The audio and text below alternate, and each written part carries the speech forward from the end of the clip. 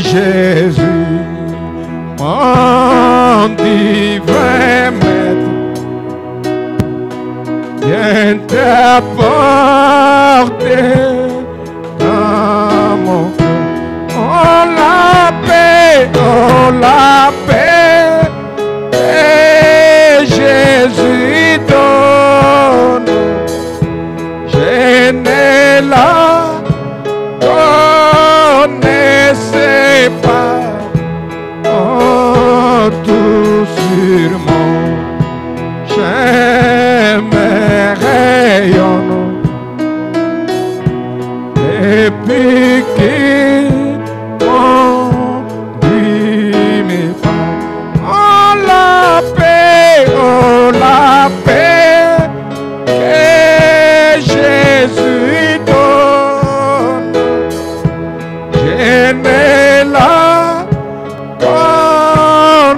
connaissais pas, oh tout sûrement, je me rayonne.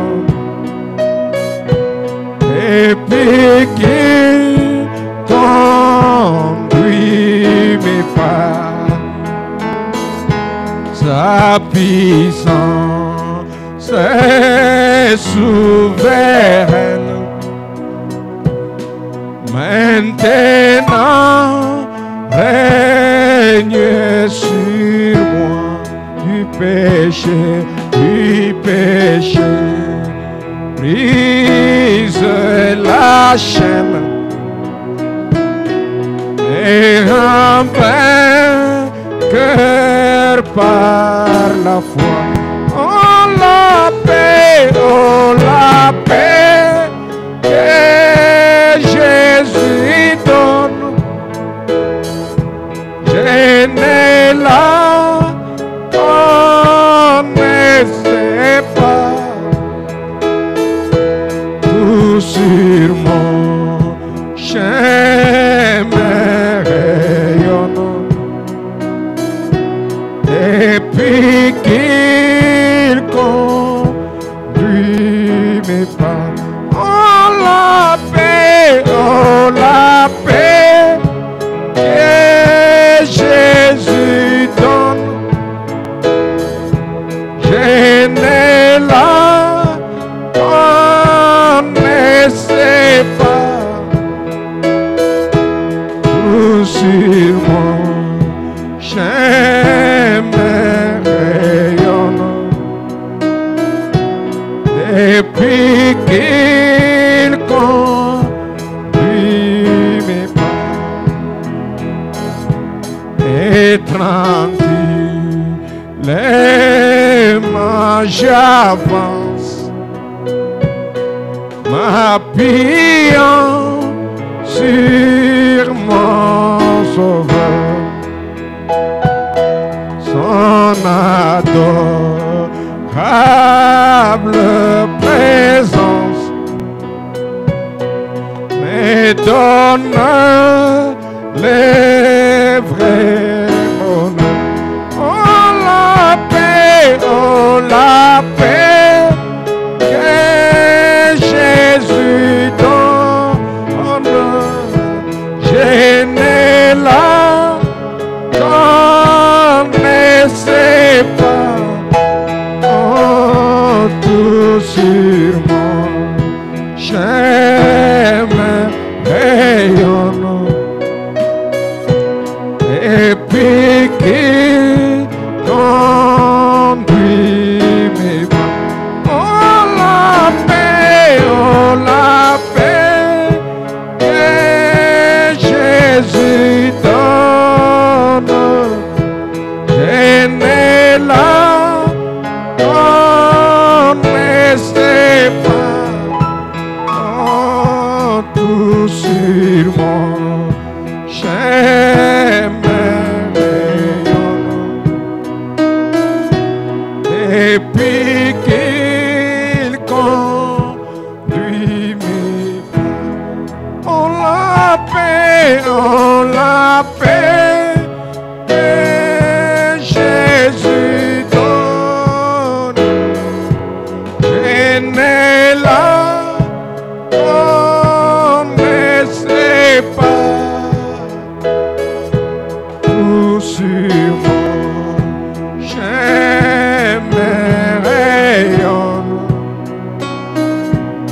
et puis qu'il conduit mes pas.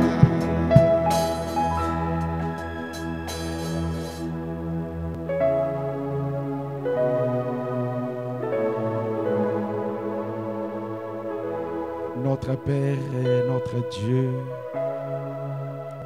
nous bénissons ton nom, Seigneur, ce soir, te disant sincèrement merci pour cette occasion que tu nous as accordée.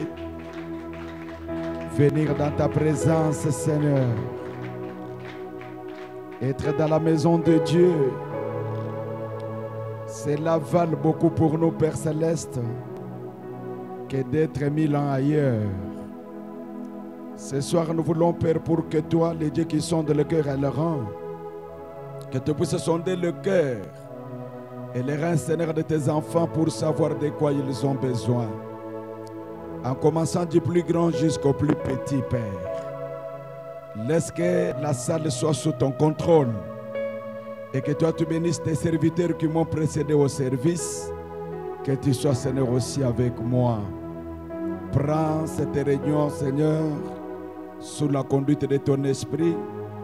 La parole que nous allons lire, que cela quitte, Dieu bien-aimé, les livres, que cela quitte la machine, que cela soit fait chair parmi tes enfants, Père. Nous voulons que toi, tu sois avec nous du début à la fin et que chaque démon, le diable, soit sous la plante de nos pieds. Car nous vivons dans les jours de Malachie 4, où le méchant devait être sous la plante de nos pieds. Et nous croyons, Seigneur, que toi, tu es là pour accomplir ta parole. Oh, merci pour la journée d'hier. Et nous croyons que tu vas encore bénir nos âmes aujourd'hui et tous les autres jours qui vont nous rester, Père. Reçois l'honneur et la gloire, la puissance et le règne. Et que toi, tu donnes un entendement spirituel à tes enfants. Et que tu puisses circoncire la bouche de celui qui va parler. Car je te le demande ici par la foi. Au nom du Seigneur Jésus-Christ. Amen. Amen. Shalom, shalom. Shalom, shalom. Que Dieu vous bénisse. Bwana Mungu amibariki. Amen. Amen. Je vous salue ce soir dans le nom de notre Seigneur Jésus-Christ. Namisalimia hii magharibi mujina la Bwana wetu Yesu Kristo. L'embouteillage était compliqué sur la route Embouteillage ilikuwa mingi mubalabala jusqu'au point que nous nous sommes décidés de venir à moto. namna kwamba tulichukua tu moto njuu ya kufika hapa. On n'avait pas de choix. Hakukuwa namna nyingine ya kufanya. Je crois que tous vous allez bien. Amen. Qui va bien? Que Dieu vous bénisse. Mungu awabariki. Alors nous pouvons ouvrir nos Bibles dans Joël chapitre 1, Tutafungula Biblia zetu mkitabu cha Yoeli sura ya kwanza, le premier verset jusqu'au 4e. kistari cha kwanza ti mpaka kukia ine. Nous lisons cela dans le nom de notre Seigneur Jésus. Tunakuwa nasoma hivi mujina la Bwana wetu Yesu Kristo. La parole de l'Éternel qui fit adresser à Joël, fils de Pétuel. Écoutez ceci, vieillards, et prêtez l'oreille, vous tous habitants du pays. Rien de pareil est-il arrivé à votre temps ou du temps de vos pères. Racontez-les à vos enfants et que vos enfants les racontent à leurs enfants et leurs enfants à la génération qui suivra. C'est qu'a laissé le gazam, la sauterelle l'a dévoré. C'est qu'a laissé la sauterelle, le gélec l'a dévoré. C'est qu'a laissé le gélec, les asiles l'a dévoré. Joël 2, versets 25 à 27. Je vous remplacerai les années qu'ont dévoré la sauterelle, le gélec, les asiles et les gazam, ma grande armée que j'avais envoyée contre vous. Vous mangerez et vous vous rassasierez. Et vous célébrerez le nom de l'Éternel, votre Dieu, qui aura fait pour vous des prodiges. Et mon peuple ne sera plus jamais dans la confusion. Et vous saurez que je suis au milieu d'Israël, que je suis l'Éternel, votre Dieu, et qu'il n'y en a point d'autre. Et mon peuple ne sera plus jamais dans la confusion. Genèse chapitre 1, versets 26 à 28. Puis Dieu dit, faisons l'homme à notre image, selon notre ressemblance, et qu'il domine sur le poisson de la mer, sur les oiseaux du ciel, sur le bétail, sur toute la terre et sur tous les reptiles qui rampent sur la terre. Dieu créa l'homme à son image. Il le créa à l'image de Dieu. Il créa l'homme et la femme. Verset 28, écoutez très bien. Dieu les bénit. Ta bénédiction n'est pas venue aujourd'hui. C'est depuis la création. Dieu les bénit. Et Dieu leur dit, soyez féconds, multipliez, remplissez la terre et la sujettissez. Et dominez sur le poisson de la mer, sur les oiseaux du ciel et sur tout animal qui se met sur la terre. Que Dieu bénisse la lecture de sa parole. Mungu abariki somo la neno yake. Ok. Je crois que vous avez prié pour que la réunion soit bonne. Naamini ya kwamba muliomba Mungu njoo kwamba ibada iwe mzuri. Encore une fois de plus, je vous remercie d'être dans la maison de Dieu ce soir. Na mipikia tena asante vile mnakuya munyumba ya Bwana hii magharibi. Que Dieu soit avec chacun de vous. Mungu awe pamoja na kila mmoja Embrassez wenu. quand même votre voisin comme d'habitude et soyez dans la joie. Salimia ule pembeni yako na uwe mfuraha. Ah, mais faites-le avec joie. Saluez, embrassez-vous. Mlamukiane na furaha na furaha. Aïe, aïe, aïe, aïe. Ah. Soyons ici. Tuwe hapa. La parole nous dit quelque chose, nous faisons. Et Wakati nous neno- évoluons. kama neno nitoka- Que Dieu vous bénisse. Amen. Est-ce que nous Amen. pouvons acclamer pour notre Amen. Dieu?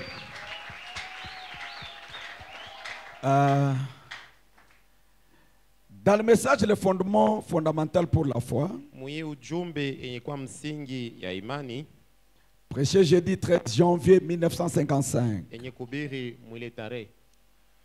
Aujourd'hui, nous allons continuer avec notre sermon, le temps de la restauration. Tutaendelea na kile kishina kietu wakati wa kurudishwa. Alors, j'ai lu l'écriture de Genèse Nilisoma mkitabu kya Mwanzo pour que nous puissions d'abord connaître njoo atujue mbele la volonté de Dieu, la pensée de Dieu quand il a créé l'homme, c'était pourquoi? mapenzi ya Mungu wakati aliumba mutu alimumbia nini Et qu'est-ce qui a fait que l'homme n'est pas tel que Dieu pensait pour lui? na juu ya nini muntu ana tena vile Mungu alikuwa anawaza kwamba ye awe, Et qu'est-ce qu'il faut pour que l'homme récupère sa position perdue? na ni nini napasha ule muntu afanye njuu ya kuchukua ile fasi yake yenye alipoteza. Parce que quand Dieu regarde l'homme, Dieu regrette. Wakati Mungu anakuwa anaangalia muntu anakuwa anasikitika. Comprenez quand même que quand Dieu nous voit, il regrette. Muone ya kwamba wakati Mungu yuko anatuangalia eko Frère nasikitika. Branham dit dans le fondement fondamental pour la foi, Ndugu Branham anasema ndani ya hii mahubiri, il dit l'homme a été créé un Dieu secondaire sur la terre. asema muntu aliumbiwa sa ule Mungu wa kidogo lakini pa dunia. Je crois qu'un véritable homme allait dire Amen. Amen. Au moins si toi tu n'es pas homme. Kama wewe hamna muntu, Quand on dit l'homme ici, c'est l'ensemble avec la femme, tout au milieu. wakati banasema ule muntu, L'homme ule muntu a été créé un Dieu secondaire sur la terre. aliumbiwa sa ule Mungu wa kidogo pa dunia. Il lui a été donné le pouvoir Na ilimupewa ile mamlaka de contrôler tout. njuu ya yeye kuangarishisha kila kitu. Vrai ou faux? Ni kweli. De tout contrôler. Njuu ya yeye kutawala pa kila Tous kitu. les éléments sur la Ni terre. kusema kila kitu pa dunia C'était Adam. ilikuwa ni Adamu. Amen. Amen. Enlevez quand même la main sur la joue. Nous ne Tosha sommes pas mkono au deuil. chafu, hatuna kilio. Les réunions de réveil. Hii inakuwa ni makutano ya amsho. Vous raisonnez avec des raisonnements. Pourquoi? Hapana kuwa na mafikiri. Frère Branham dit que c'était Adam. Nabii anasema ilikuwa ni Adamu Il avait été donné à Adam na ilipewa kwa Adamu, tous ces grands pouvoirs. ni kusema ile mamlaka yote ya mkubwa. Mais alors, Na lakini le pouvoir qui lui a été donné ile mamlaka ilimupewa pour faire son choix, ilikuwa kwamba ye achakule peke c'est yake, par cela qu'il est tombé. na ni kupitia ile njo akanguka. Alors Adam pouvait parler au vent. Na sasa Adamu aliwezi kusemezana na mpepo. Et le vent s'arrêtait. Na mpepo iliwezi kusimama. Il pouvait parler aux arbres. Aliwezi kusemezana na miti. Et les arbres lui obéissaient. Na miti ilikuwa na mutii. Il pouvait parler à la nature. Aliwezi kusemezana na asili. Elle lui obéissait. Na hiyo ilikuwa na mutii. Il pouvait parler aux eaux. Aliwezi kusemezana na maji. Tout ce qui existait. Vyote bile bilikuwako. Tout obéissait à Adam. Vyote bilikuwa na ti mbele ya Adamu. Amen. Amen. Alors vous comprenez qu'il était un chef. Na mtaelewa kwamba Adamu alikuwa shefu. Non seulement chef, Haiko paka shefu, il était un Dieu sur la lakini terre. alikuwa Mungu pa dunia. C'est lui qui régnait. Ni yeye ndio alikuwa anatawala. C'est lui qui parlait et les choses Na s'exécutaient. ni yeye alikuwa akisema tu kila kitu kinatimilika. Et frère Branham dit, Na nabii anasema le pouvoir qui a été donné à Adam pour faire son choix, ile mamlaka ilipewa kwa Adamu juu ya yeye kuchakula peke yake. c'est par cela qu'il est tombé. Na ni kupitia ile njo akanguka. Amen. Amen. Amen. Amen. C'est comme Samson Na iko saa Samson qui a été envoyé pour un dessein. mwenyewe Mungu alituma na shaba fulani. Et la chose qu'il pouvait lui-même Na- combattre pour la victoire de son peuple, Kile yeye mwenyewe alipasha kupinganisha juu ya ushindi ya taifa yake. lui-même est allé prendre la femme dans les camps de ses ennemis. Ye mwenyewe akachukua bibi mukambi ya badui Et bake. il a raté sa mission. Na pale akapoteza shaba yake. C'est comme ça que l'homme est en train de perdre sa divinité. Njo vile muntu anakuwa anapoteza bumungu bwake. Amen. Amen. Mais quand Dieu lui a créé l'homme, Lakini wakati Mungu aliumba mutu, il voulait que l'homme soit un chef. alipenda kwamba ule muntu awe shefu. Que l'homme soit un Dieu secondaire. Akuwe Mungu pa dunia. Quand on dit un Dieu secondaire, c'est-à-dire après Dieu, c'est l'homme. Ni kusema kama anasema Mungu wa pili, unasema kisha Mungu mkubwa ni ye. Mais aujourd'hui, l'homme fouille même un petit serpent. Sasa leo muntu anakuwa anakimbia na nyoka. L'homme fouille un petit chien. Eko anakimbia imbwa. L'homme marche, il n'est pas sûr Muntu anakuwa eko anatembea ana hakikisho. s'il peut arriver ou pas. Eko anawazia kama tafika au hapana. L'homme est devenu inconscient. Muntu anakuwa anapusa zamiri. Il a perdu son pouvoir. Anapoteza mamlaka yake. Il a perdu son rang. Anapoteza ile Il a kipimo yake. perdu sa place. Anapoteza fasi yake. Et il ne cherche pas à les retrouver. Na ashitafuta hata kurudia kwa ile fasi. C'est comme s'il aime rester tel qu'il est. Inaonekana saa anapenda mwile hali yenye anajikuta. Sans savoir Wasipo kujua qu'il a perdu quelque ya chose. kwamba eko na kila anapoteza. Amen. Amen. Amen. Amen. Adam Adamu pouvait parler au vent. aliwezi kusemezana na mpepo. Et le vent s'arrêtait. Na mpepo aliwezi kushimama. Nous sommes d'accord. Amen. Nous sommes d'accord. Amen. Branham dit, Nabii anasema il pouvait parler aux arbres. aliwezi kusemezana na Et miti. les arbres lui Na obéissaient. miti iliwezi kumutii. Il pouvait parler à la nature. Aliwezi Et kusemezana na la asili. nature Na asili l'obéissait. ilikuwa na mutii. Adam. Adamu Tout lui obéissait. vyote bilikuwa nafuata kenye anasema. Amen. Amen. Eh bien, Na vizuri. c'est ça le commencement de l'homme. Ile njo mwanzo ya muntu. Et c'est ça que Dieu lui avait donné comme Na pouvoir njo kile Mungu alimpatia sa mamlaka sur toutes choses sur la terre. juu ya kila kitu pa dunia. Eh bien, Na vizuri, au travers de la chute, kupitia kuanguka il a perdu ce pouvoir. akapoteza ile mamlaka. Alors il est devenu inconscient de cette réalité. Na sasa akapoteza zamiri ya ile ukweli. Après avoir perdu sa relation, Kisha ye kupoteza ile mapatano, son amitié ile mapendo et sa communion avec le na ile Père. ushiriki pamoja na Baba. Alors il a perdu cela. Na akapoteza ile Et tous ces grands canaux na ile manjia yote se sont obstrués. yote ikajibiriwa. Et il ne pouvait plus établir les contacts. Na akuwezi tena kutia ile mapatano. Branham dit, Nabii anasema oh, japo ce qu'Adam était en Dieu, kile Adamu alikuwa ndani ya Mungu, Christ Kristo nous a rachetés anatukombola et nous a ramenés à cela. na njo akaturudisha kwa ile fasi. Bon, ici, Christ n'a pas fait un travail. Hein? Hapa mimi naona kwamba Kristo akufanye Qui est kazi. racheté ici? Nani anakombolewa hapa? Oh là là. Oh là là. Est-ce que vous êtes ici? Muko hapa. Frère Branham dit, Nabii anasema c'est qu'Adam était en Dieu. kile Adamu alikuwa ndani ya Christ Mungu. nous a rachetés. Kristo alikuwa mwenye Et kutukombola nous a ramenés à na cela. aneturudisha kwa ile msimamio. Nous n'avons pas de raison Ni kusema hatuna na sababu à dire que c'est ya impossible. kusema kwamba haiwezikane. C'est possible parce que le travail de rachat a été fait. Inawezekana njuu kazi ya ukombozi ilishatendeka.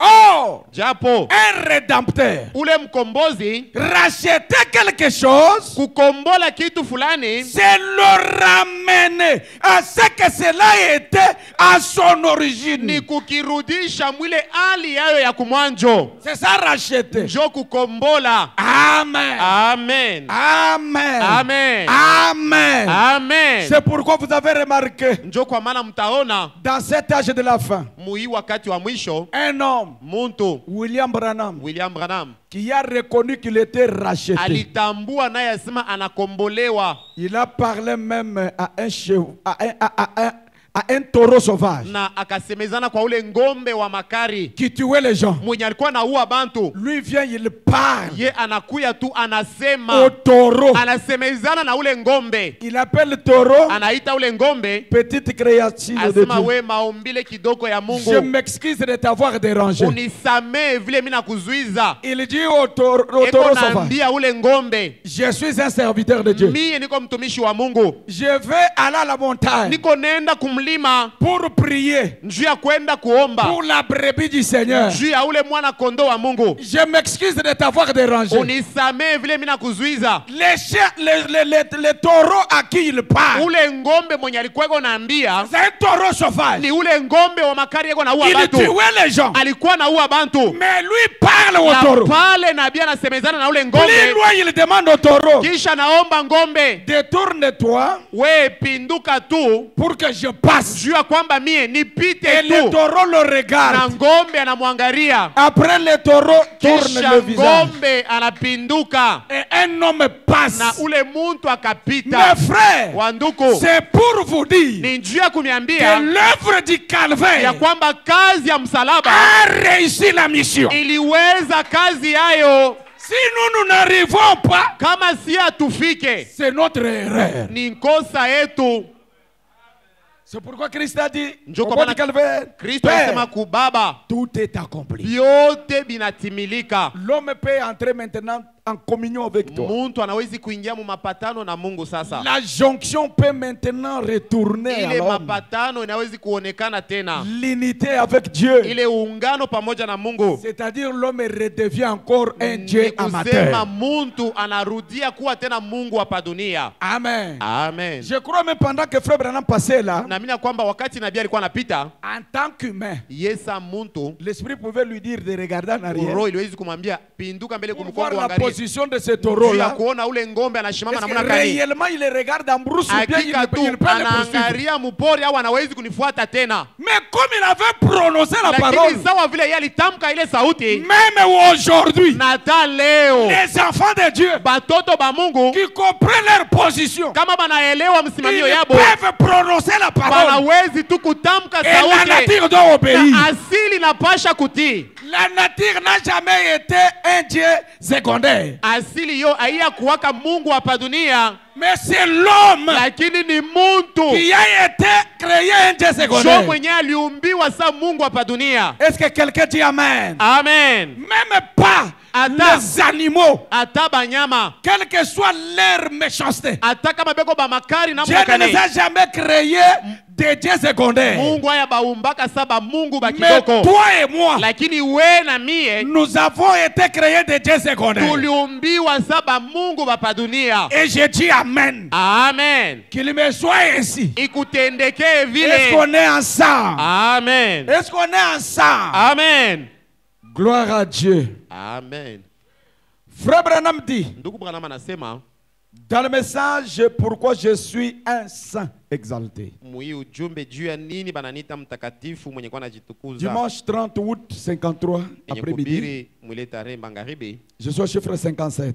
makumi tano na Frère saba. Branham dit Joël, Ndugu Branham anasema Yoeli il a vu au travers d'un... aliona kupitia Dieu lui avait placé des jumelles sur les yeux un jour. Mungu alimupatia vile vyombo vya kuangalia navyo siku moja. Il a regardé Ye akaangalia, le cours du temps akaona wakati là kule, et il a vu l'église. jo akaona kanisa. Amen. Amen. L'église que nous avons ici, Kanisa yenye tuko nayo leo, Joël l'avait vu Yoeli aliona avec les lunettes que Dieu lui avait na données. ile makalashi Mungu alimupa. Il a vu cette vigne taillée en pièces, Akaona hii mudi yenye kupasuka bipande, détruite. yenye kupomoka. Quand on parle de la vigne, on parle de l'église. Wakati banasemea njuu ya uzima, banasemea njuu ya kanisa. Il a dit, Na yeye akasema, ce que laissait les Gazam, asema kile Gazama les aliacha, asiles l'a dévoré. ule Azil akaikula. Ce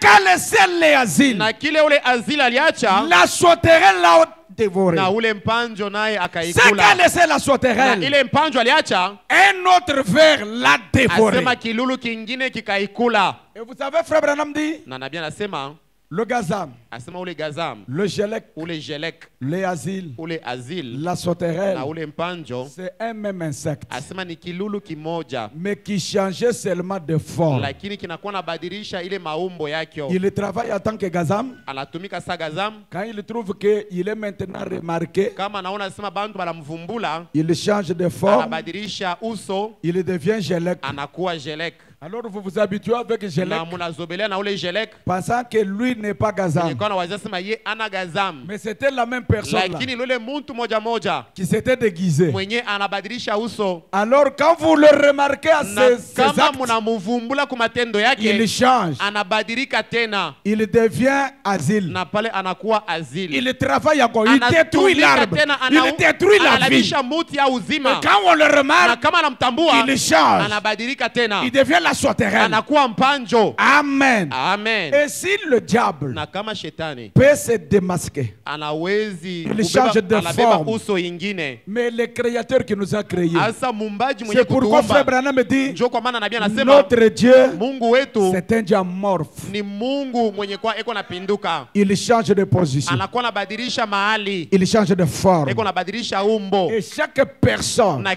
kila mtu dans chaque génération, kila kizazi n'a jamais vu Dieu de la même manière que ayaonaka d'autres Mungu générations. munamuna ya kufanana na bizazi bingine. Personne. Muntu hata moya.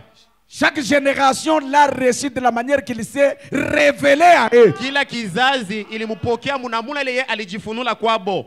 Vous allez voir qu'avec les apôtres, Mutaona na watume, Dieu était dans la forme d'un jeune garçon. Mungu alikuwa mukiumbe kya kijana mwanaume. Jésus de Ule Nazareth. Yesu wa Nazareth. Mais avec Abraham, Lakini na Ibrahimu c'était un ancien, un vieillard. ilikuwa ni mzee. Et je crois qu'il était en calvitie. Na wazia aliweza zingine kuwa na riba la. Est-ce que nous sommes ensemble? Amen. Est-ce que nous sommes ensemble? Amen. Mais avec Job, Lakini na Yobo, Job lui a vu la résurrection. Yobo ye aliona ufufuko. Hein? Amen. Job a vu la résurrection. Aliona ye ufufuko. La forme que Jésus aura à la résurrection. Ile umbo Yesu atakuwa nayo wakati Celle atafufuka. que Cléopas et son ami Na ile Cleopas na mwenjake n'ont pas découvert. bo abakuvumbule ile mwili. Ils ont marché avec Jésus. Balitembea pamoja na Yesu. Et Jésus Na Yesu était devenu leur disciple. akakuwa mtume wabo beko natembea naye pamoja. Et tu c'est lui qui vit ici en Jérusalem. Asema huko tu wewe pekee unakuwa naishi mu Et tu Yerusalema. ne connais pas ce qui s'y est Na passé. aujue ni maneno kwa inapitikana. Il parle à Jésus. Beko namwambia Yesu. Et Jésus était là calme. Na Yesu alikuwa pale Et kimya. il leur demande, Na nebauliza qu'est-ce qui s'est passé? ni mambo gani napita mu Yerusalema.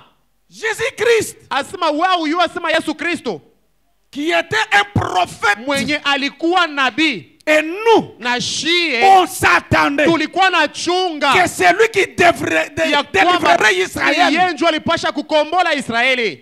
Et quelques anciens, Na sasa batu les bazee principaux, bale bakoani ils l'ont crucifié. banamusulubisha.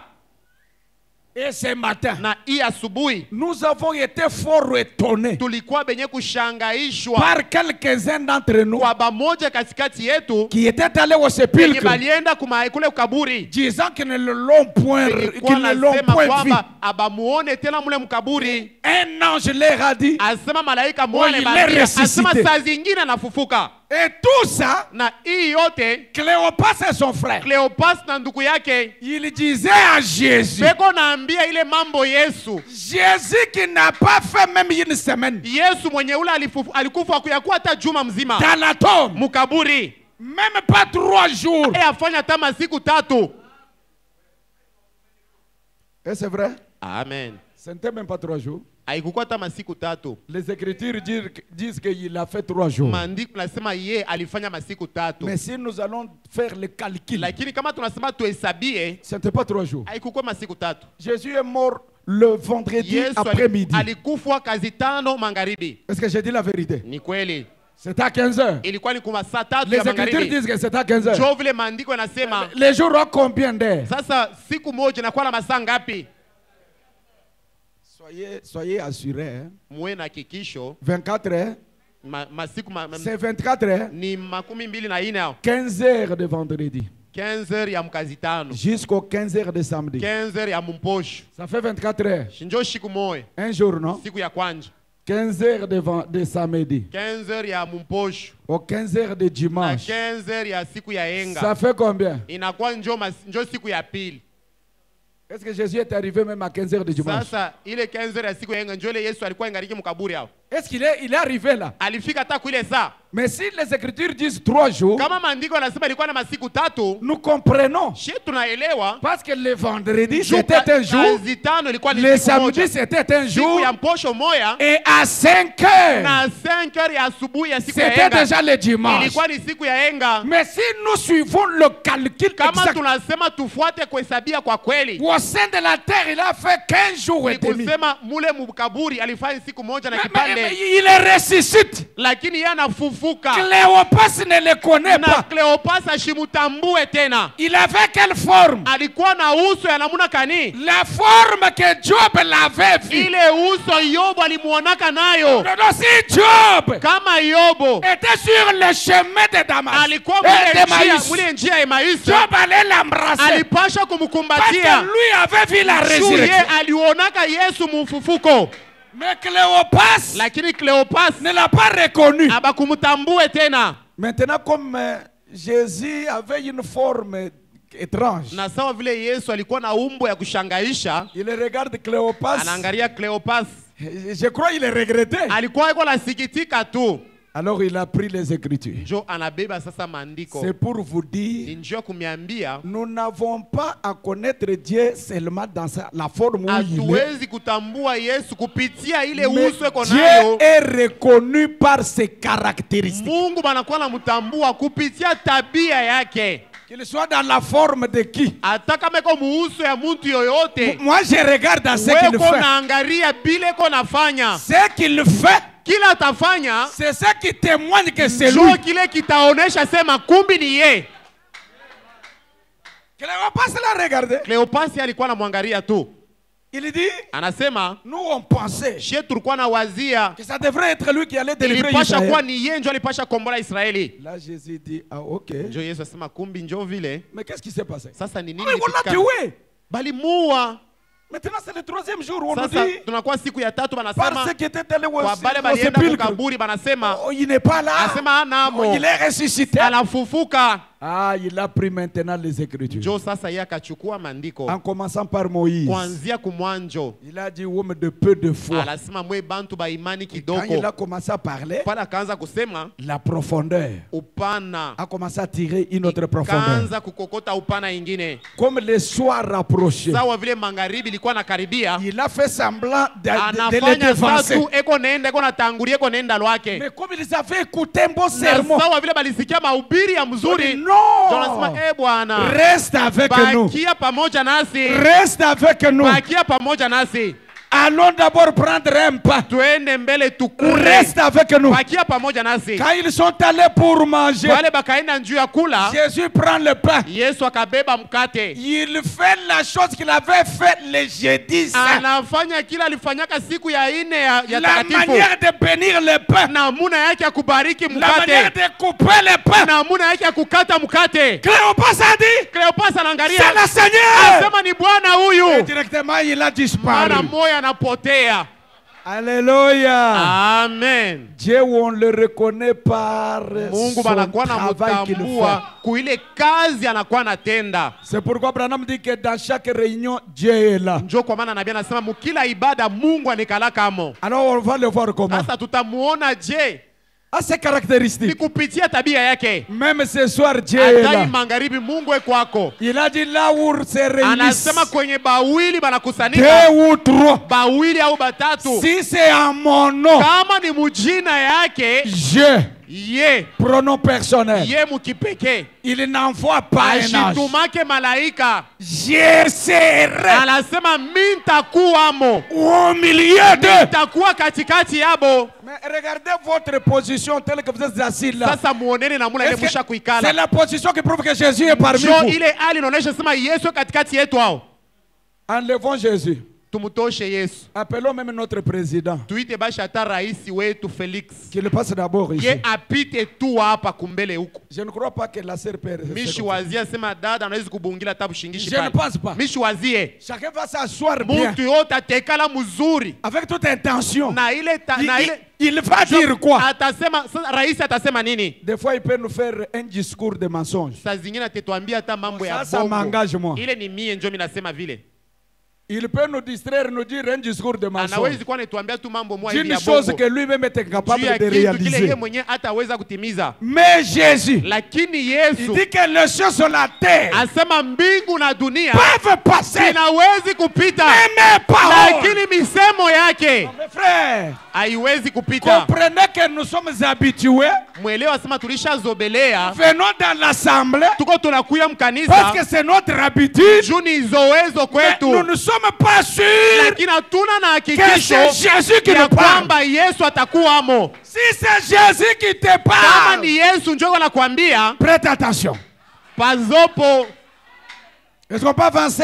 Amen. Prête attention. We kuwa na usikilivu. Amen. Amen. Amen. Amen. Dieu a donné, Dieu a placé des jumelles sur les yeux. Na njo Mungu akampatia ule De nabii wake, Joel. makalashi yake akampatia, Et Joël a regardé le cours du temps. na Yoeli akaangalia wakati, Il a vu Life Tabernacle. akaona life maskani, Il a vu cette vigne taillée en pièces, akaona détruite. ile inchi yenye kupomoka. Il a dit, Njo akasema c'est qu'a laissé le gazam. kile gazama aliacha, Les asiles l'a dévoré. ule azila kakikula. C'est qu'a laissé les asiles. Kile azila aliacha, La sauterelle l'a ule dévoré. panjo naye C'est qu'a akaikula. laissé la Ile sauterelle. panjo aliacha, Un autre ver l'a dévoré. na mwingine kilulu kingine kikakuwa Il a kinakula. dit, Njo akasema, est-ce que cette église asema asa hii kanisa peut jamais croître encore? inawezi kukomea tena male ingine hao. Mais Dieu a dit, Lakini Mungu yeye alisema je restaurerai, nitarudisha tena. dit Vile l'Éternel. wa milele anasema Joël, Yoeli, ce prophète-là, ule nabii ule a regardé au travers des yeux de la foi. kupitia mecho ya imani. Il y a les yeux physiques, Kunakuwa mecho ya mwili il y a les yeux de la na foi. kunakuwa mecho ya imani. J'aimerais que celui qui a la foi qu'il commence à voir comment les choses Mimi défilent. napenda ule kwa mecho ya imani anze kuangalia kuona vile Parce maneno que Frère itakuwa. Branham me dit, Juu nabii anasema quand nous sommes dans la réunion, wakati tuko mkanisa, l'ange campe, malaika anakuwa na la kambi, colonne de feu ile campe. nguzo la moto anakuwa na kambi. Quelqu'un peut avoir une maladie. Mtu anawezi kuwa na magonjwa, Dieu sort dans les Écritures. Mungu anatoka Il mumaandiko, prend la forme de la colonne de feu anabeba ile umbo ya nguzo la moto, et il va s'interposer anaenda kushimama là où se trouve son enfant malade. pale peko mtoto yake iko na La gonjwa. parole est prêchée Neno ya Mungu inahubiriwa et Dieu est en train na d'opérer Mungu yeye anakuponesha pour que l'écriture s'accomplisse. ili andiko itimilike. Je leur ai envoyé ma parole. Nilibatumia neno yangu Ma parole les a guéris. na neno yangu ikabaponyesha. Dieu peut te guérir sans qu'on impose les mains. Mungu anawezi kukuponesha abakutilie mikono. N'attendez pas seulement l'imposition de mains. Hapana kuchunga abakutilie mikono tu. Quoi que cela, c'est aussi l'écriture. Hata kutilia mikono inakuwa ni andiko. Mais il peut opérer la maladie en disant Amen. Anawezi kukuponyesha wakati unasema tu amina. Il peut opérer la guérison. Anawezi kukuponyesha Juste quand tu es en train de regarder ni wakati uko naangalia comment Dieu est en train de parler. na kani Mungu uko nasema Et la profondeur appelle la na ile profondeur. upana inaita upana ingine. Est-ce que cette église Asa hii peut kanisa jamais croître inawezi encore? kukomea tena mara ingine hao? Mais Dieu a dit, Lakini Mungu yeye alisema je restaurerai. ntarudisha yo tena. Dit l'Éternel. Vile wa milele anasema. Joël, ce prophète-là, regardait au travers des yeux de la foi. Il a vu cette vigne sortir de la Genèse. Na njo Yoeli akaangalia tena ile ngano vile kunatoka mkitabu kya Mwanzo. Voilà pourquoi aujourd'hui j'ai associé la Genèse chapitre 2. Njo kwa maana tuko benye kusoma leo kitabu kya Mwanzo. Il l'a vu. Ye aliona ile siku. Tout là-bas. Ile kule ngambo mbari. Là. Kule. Après Jérusalem. Kule ku Yerusalema. Le Saint-Esprit était descendu. Roho Mtakatifu akashuka. Il a vu les âges de ténèbres apparaître. Akaona bile bizazi bya giza binaonekana. Est-ce qu'on est ensemble? Amen. Le Saint-Esprit était descendu. Roho Mtakatifu akashuka. Il a vu les âges de ténèbres apparaître. Akaona bile bizazi bya giza binaonekana. Il a vu cette vigne être détruite. Akaona ile mvinyo vile Et inaribishwa. être réduite en une souche. Na yo ikabakia tu ile uchepuko au kishiki. Vous comprenez la souche? Munaelewa kile kishiki? Hein? Amen. Un petit rien là Inabakia sous la tu kale terre. ka tule tumizidi chini ya bulongo. Mais l'arbre a disparu. Lakini muti yo yenyewe iko yenyewe kupotea. L'église disparue. Kanisa ionekane tena. Mais la souche Lakini ile mzizi gardait la vie. yo ilikuwa na uzima ndani mwayo. La sève est dans la racine. Lakini ile mbeko ile mizizi inabakia ndani mwayo. Frère Branham dit, Nabii anasema mais Dieu a dit, lakini Mungu akasema je restaurerai. nitarudisha yo. Même si c'est resté vide. Hata kama haionekane tena. Même si tu n'as pas encore même le courage de dire Amen. Hata kama hauna na nguvu ya kusema amina. Même si les soucis ont inondé ton Hata cœur. kama masikitiko na iyala ndani ya roho. Même si tu ne sais pas encore distinguer Hata kama ta droite et ta gauche. Aujue asema hii ni mkono ya ume au ni ya shoto. Si tu y étais dans la présence de Dieu. Kama ulikuwa mawazo ya Mungu, Je vais ajouter. mimi naongeza. Même si tu y as rétrogradé. Hata kama uko mwenye kurudia nyuma. Rétrograder n'est pas le synonyme d'être perdu. Kurudia nyuma haiko inamaanisha sema unapotea. Il a dit, Yeye alisema je restaurerai. nitakurudisha pa ile fasi. Même si tu ne portais pas encore les habits qui avaient l'image de la parole. Hata kama haukuwa na vala mavazi yenye kufanana na neno. La sœur qui commençait à porter des mini-jupes. Hata kama dada alikuwa na vala lake tule tumajipe tufupi. Même des pantalons. Hata kama alikuwa na vala mapantalon. Si tu es enfant de Dieu. Kama uko mtoto wa Mungu, Il a dit, yeye anasema je restaurerai. nitakurudisha. J'aime un Dieu comme ça. Mimi napenda Mungu wa ile namuna. Il n'est pas colérique envers ses enfants. Ye ana na kishirali mbele ya batoto yake. Mais il est riche en miséricorde. Lakini ni mutajiri murehema. Il veut que tous parviennent à la connaissance de la vérité. Anapenda bantu bote bafike mukutambua ukweli. Alléluia. Amen. Oh là là. Oh la la. Ni t'était cela. Kama haikukue vile, Ni t'était je restaurerai. kama haikukue kurudisha kwake, Ni t'était cela. kama haikukue ile, Amen. amen. Vous pourriez tuer les branches. Munawezi kukata ile matawi. Mais la vie est dans l'église. Lakini uzima iko ndani ya kanisa. L'église qui a la vie là, ce n'est pas cet hangar. Kanisa ilikuwa na uzima C'est toi, aina c'est moi. hii chumba. Kanisa ni mie na wewe. Abraham nous a dit, Na nabii anatuambia la preuve que la chose vit, ile inaonyesha kwamba kanisa iko naishi c'est quand cela bouge. ni wakati tunaione na tenka. Il donne un exemple pour une maman qui donne naissance à un bébé. Analeta mfano wa ule mama kama anazala mtoto, Il dit que quand le bébé sort, wakati mtoto anatoka, le bébé est mort. mtoto anakufwa, Il ne bouge pas. ashitenke. Maintenant, la maman sage Sasa ule mama anakuwa nazarishana, peut récupérer le bébé anawezi kubeba mtoto anamupika kolupi, l'administrer une petite gifle. anamupika kolupi ya moto, Et l'enfant crie. na pale mtoto analalamika, Et l'enfant a eu la vie. na pale mtoto anapata uzima. C'est pourquoi tout ce qui vit Njo kwa bouge. maana yote yenye kuwa naishi inatenkaka. Pourquoi on appelle un cadavre que c'est un corps sans vie? Juu ya nini banakuwa naita sema hii mwili ni maiti? Hein? Qui a déjà vu un corps cadavre? Nanyasha kuonaka maiti. Oh. Mais sœur, vous n'avez jamais vu même un corps Amuya cadavre? onaka hata maiti yenyewe dada. Hein? C'est la honte ou quoi? Hein? Qui a déjà vu un corps Nani cadavre? alishaonaka maiti? Bokendaka na matanga te. Amwendake mubirio hao. Non, il faut qu'on ouvre le cercueil qu'on voit même la dernière fois. Mufungule kwa tai yenye sanduku tuone Quand mara ya vous mwisho. regardez là, Kama unaangalia ile maiti, mais vous voyez la personne? utaona ule muntu. Hein? Si c'est moi, ça sera toujours moi. Kama ni mie, itakuwa ni paka mie. Mais on pleure quoi? Sasa tuko tunaria nini? Parce que la personne est là. Njule muntu yeye ule ko pale. Mais on pleure quoi? Tuko naria juu ya nini? On ne l'a pas encore enterré. Abaya muzika. Il est là. Yeye uye ko pale. D'ailleurs, il vient même de succomber. Njo anatokea kufa ni pale pale. Les gens commencent à pleurer. Bantu wanaanza Mais il kulia. est là. Yeye uye ko pale. On pleure quoi? Tunariria nini? L'homme, ce n'est pas ça. Muntu aina hii tunakuwa Mais naona. c'est Ni l'intérieur. ule mwenye kwa ndani. Voyez ça, même quand Dieu a créé, Wakati Mungu aliumba, après il a soufflé. kisha njo akapuliza. Et l'homme est devenu un être Na vivant. muntu akakuwa binadamu eko naishi. Et quand ce souffle-là Na sort, wakati ile pumuzi inatoka, c'est fini. unamalizika. On appelle les corps Banakuwa naita mwili cadavre. maiti. Au pauvre intel. Asema ni ule maiti fulani. Même s'il avait de l'argent, on dit pauvre. Hata kama alikuwa na makuta beko namuita Même l'enfant maskini. appelle son père pauvre père. Na hata mtoto anaita baba yake C'est baba fini. maskini. Inakulisha Tu es malizika. pauvre. Ulishakuwa maskini. C'est pourquoi quand tu respires, je vais te dire que tu n'es pas pauvre. Njo kwa maana wakati uko napumuzika sitakuita maskini. Pendant que tu as le souffle de vie, Wakati ungali na pumuzi, il y a encore la possibilité. unakuwa tena ile wezaji. Je n'aime jamais que quelqu'un m'appelle pauvre. Mishi pendake muntu aniita sema niko maskini. Même si j'ai manqué l'argent, Nataka mami napusa franga. je ne suis pas pauvre. Mishi na maskini. Parce que j'ai le souffle de vie. Juu ningali na pumuzi.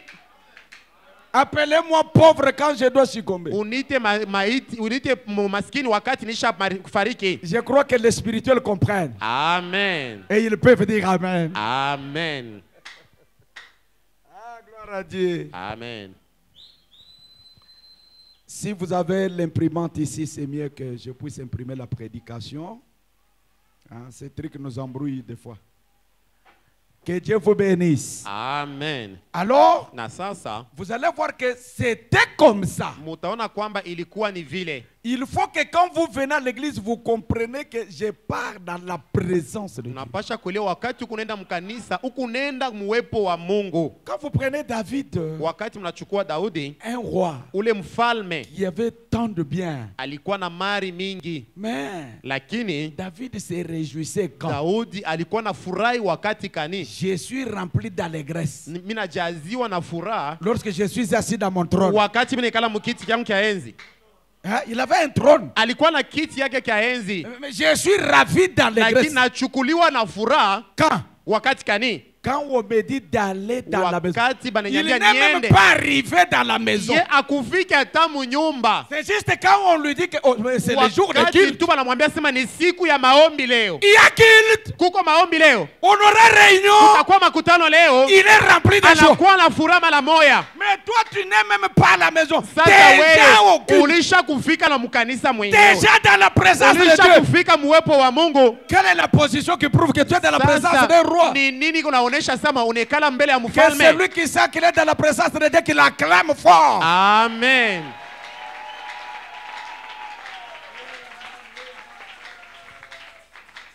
Amen. Amen. Amen. Amen.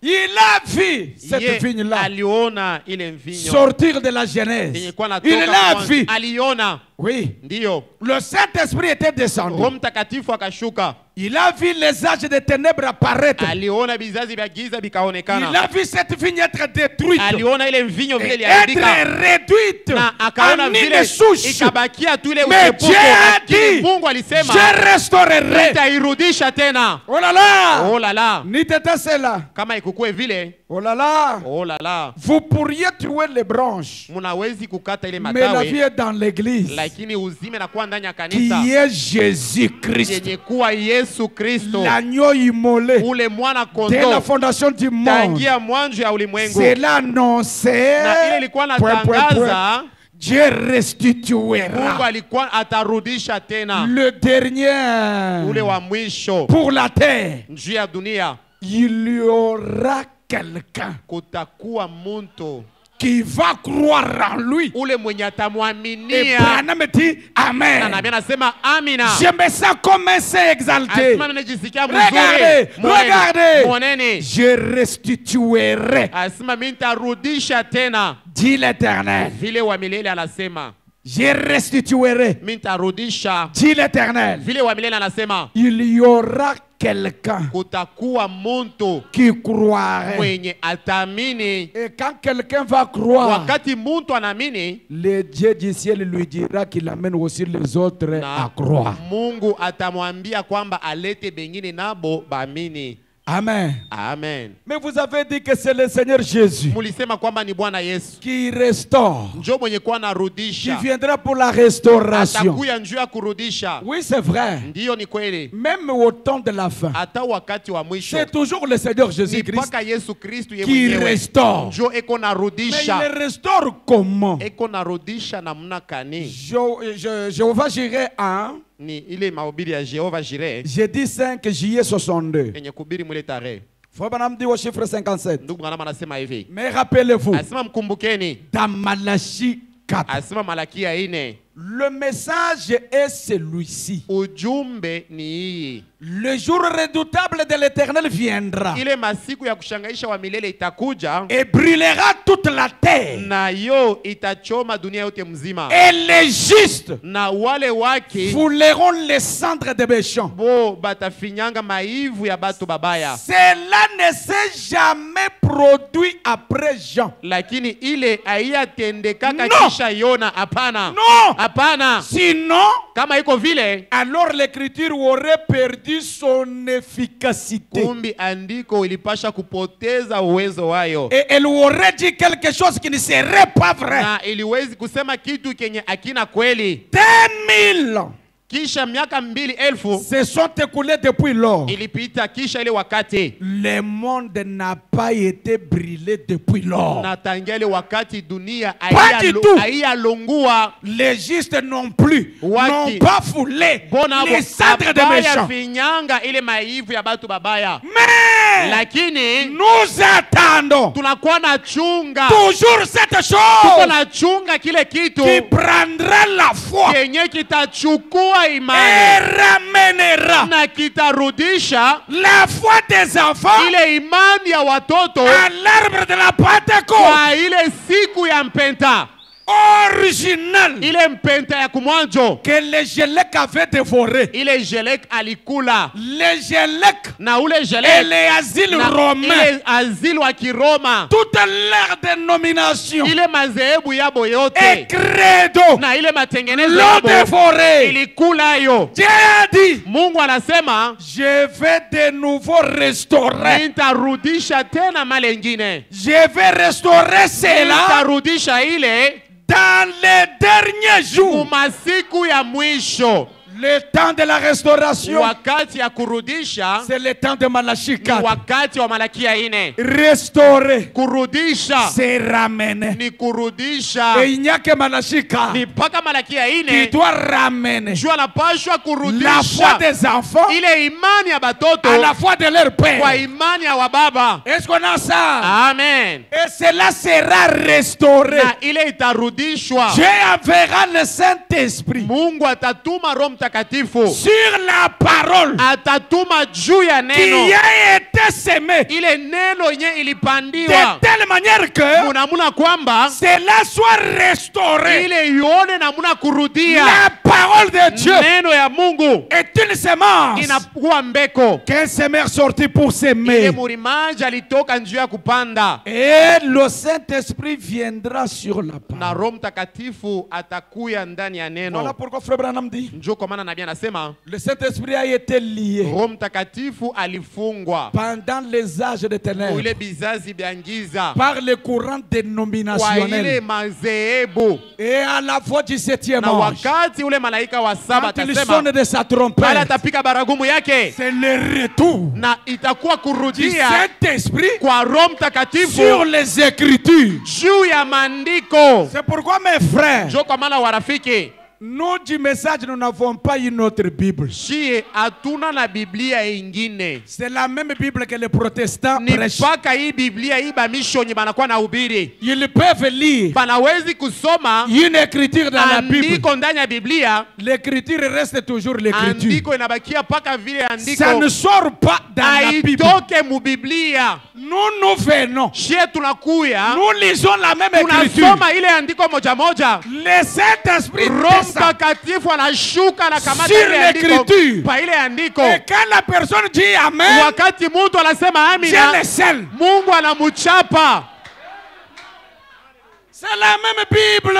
Mpaka Biblia moja moja, Même les catholiques, hata bakatolika protestants, au baprotestant néo-apostoliques, au baneo, on a la même Bible. tuko na Biblia mpaka hii moya Mais moya, avec la Bible, là où on fume, lakini Biblia uko nafuta ntumbako tena, on boit, uko na kunwa, on commet adultère. unakuwa na sharatika na Biblia Avec la même Bible, mpaka là, na Biblia moja moja hii on fait n'importe quoi. unafanya izuru nini? Mais quelqu'un d'autre avec la même Lakini Bible, mtu mwingine na Biblia moja il moja était fumeur. alikuwa iko nafuta, Dieu descend avec les cisailles. Mungu anashuka na ile sizo, Il coupe anakata ntumbako, la racine du fumier. anakata mujiji ya ntumbako, Il est adultère. eko msharati. Il dit Amen à la Mungu parole. anamufikiza kuneno, On coupe anakata ile la busharati, racine ile d'adultère. mujiji ya busharati, Les désirs sont passés. ile maamu yote Et la napita personne ne s'en souvient même na pas. mtu akumbuke tena vile vitu. Mais la même Bible. Ni mpaka Biblia moja moja. Mes frères, Wanduku, Malachie 4, Malakia ine c'est lui qui vient avec la ni restauration. yeye ndio anakuwa analeta kurudisha, Il restaure les dons. anarudisha mazawadi, Il restaure la parole. anarudisha neno, Il restaure le Saint-Esprit. anarudisha Roho Mtakatifu, Il restaure la bénédiction. anarudisha Frère baraka. Branham me dit, Nabii anasema Dieu m'a donné un don Mungu alinipa zawadi pour bénir les gens. juu ya kubariki batu, Et ce que moi j'ai na besoin, kile mimi nahitaji c'est la bénédiction qui vient de Malachie ni 4. baraka ile natokea kwa Malakia ine, Parce que ça vient dans la voie pourvue juu par Dieu iko na kuya mwile njia Mungu alitayarisha dans ces derniers jours. muhima siku ya mwisho. Il restaure le mariage. Anarudisha ndoa, Il restaure nos maisons. anarudisha manyumba yetu, Il restaure la santé. anarudisha afya Le njema. médecin m'a dit Munganga que aliniambia cette maladie est ya kwamba hii incurable. magonjwa hautaponaka, Il restaure. eko narudisha. Dieu ne connaît pas une maladie incurable. Mungu ashijue magonjwa yasipokwisha. Je suis l'Éternel ton Dieu Niko wa milele Mungu wako qui te guérira mwenye kuwa na kuponyesha de quelque maladie. kumagonjwa chache. J'aimerais que tu dises Mimi Amen. napenda useme amina. Qui te guérira Mwenye kuwa atakuponyesha de toutes. kwa magonjwa yote. Reprenons toutes. Ni kusema yote ni yote, Toutes tes maladies. magonjwa yako yote. Amen. Amen. Par ces meurtrissures, Kupitia vidonda vyake la maladie incurable n'existe pas. magonjwa yashipo kupona ikalake tena. Par ces meurtrissures, Kupitia vilonda vyake nous sommes guéris. tulishaponyeshwa. Et j'ai dit Amen. Amen. Et je vais voir quelqu'un être Na guéri ce soir. mitaona mtu anapona hii magharibi. La parole n'échoue pas. Neno ya Mungu Parce haishindake, que ça vient d'un Dieu qui n'échoue juu pas. inatokea kwa ule Mungu ashishindake. Montrez-moi là où Dieu a échoué. Unioneshe kwenye Mungu anashinda. Je vous dirai que vous avez vu mal la Bible. Nionyesha kumbi munaona mubaya Biblia. Vous avez mal vu les Mungu mwenye Écritures. kuona mubaya maandiko. Dieu n'échoue pas. Mungu ashishindake. Il a créé Adam. aliumba Adamu, Il a donné à Adam l'autorité. anamupatia Adamu mamlaka. Adam a perdu ça. Adamu akapoteza yeye moya. Quand Jésus est venu faire Pale Yesu anakuya, le rachat, anakuwa kufanya ukombolezi. aujourd'hui, Leo nous avons vu un Adam restauré. tuko benye kona Adamu mwenye kurudia fasi yake. Adam qui commande la Adamu nature. eko na muru asili. Il est dans la forêt. Eko mupori. Le neige partout. Ile theluji fasi yote. Il n'avait pas eu l'information Ashikupate ile qu'il y aura tangazo des neiges. ya kwamba kutakuwa Il se theluji. retrouve dans la forêt. Anajikuta Et mupori. il manque le chemin pour sortir. Ashijue kwa ye kuendea Il tena. prononce la parole. Anatamka Et musemo. les neiges Na s'arrêtent. ile theluji la shimama. Dieu n'échoue pas. Mungu ashishindake. Quand il a dit je restaurerai, Kama nasema nitarudisha. même ce soir, Hata hii magharibi. que Dieu te restaure. Mungu atarudisha.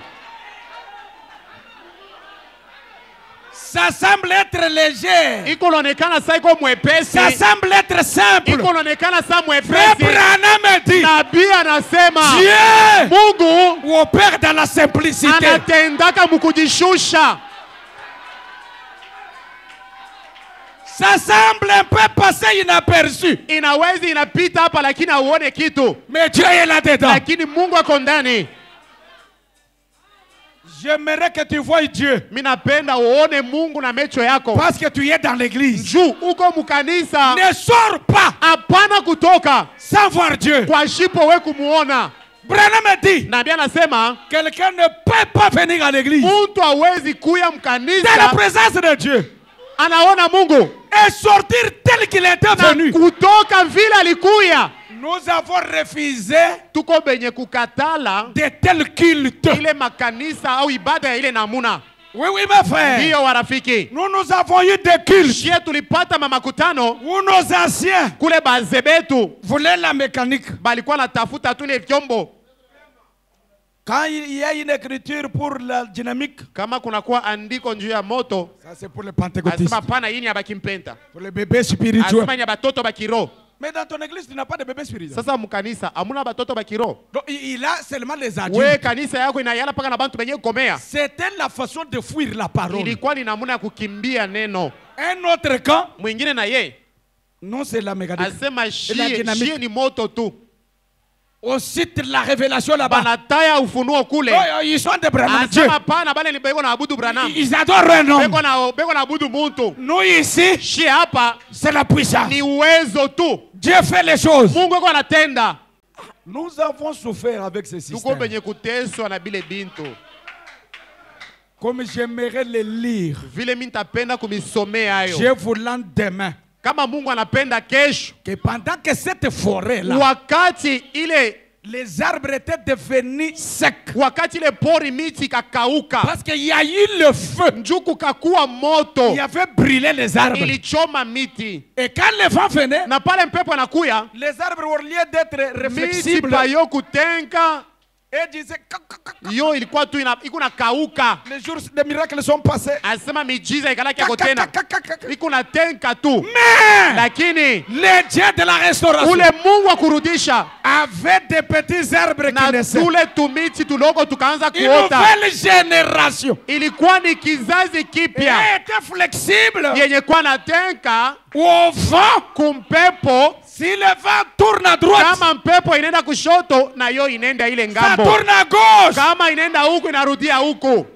Nous sommes de troisième voie. Shie tunakuwa tulie sauti ya tatu. La mécanique Ile et la kyombo dynamique, na moto. parce que l'homme ne vivra pas Juu mtu hataishi tu de pain seulement, kwa mikate tu, mais de toute parole lakini kwa kila neno qui sort de la bouche de Dieu. kilikuwa natoka mkinywa ya Mungu. Quand nous parlons de la restauration, Kama tunasema kurudisha, tu y avait un don kulikuwa qui zawadi n'était pas restauré. yenye Et ikurudishwe. Dieu restaure ces Mungu dons-là. arudishe ile zawadi.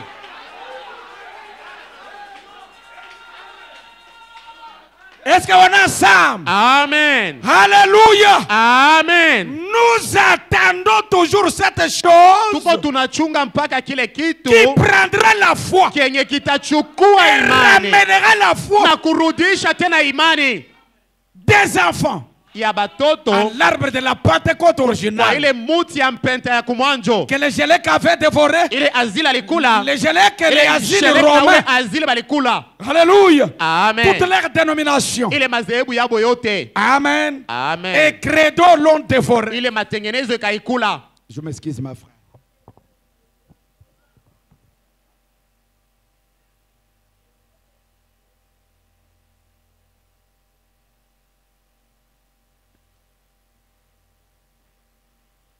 Très chaud, je ne supporte pas la chaleur.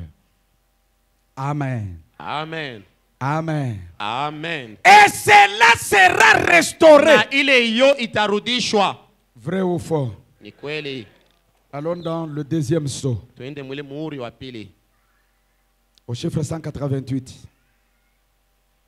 Au chiffre 188. Mia moja makumi Frère manane na Branham dit, mnane. Nabii anasema hivi. mais il a promis Lakini yeye alilaka dans les derniers jours, masiku ya mwisho il frayerait ye atapasula tu. une voie Atapasula njia pour restaurer juu ya kurudisha la parole du Seigneur. ile neno ya Mungu Descendrait sur la na terre yo itashuka pa dunia comme il l'a fait au mpaka commencement. vile alitenda kumwanjo. Au commencement, c'était quoi? Kumwanjo ilikuwa nini?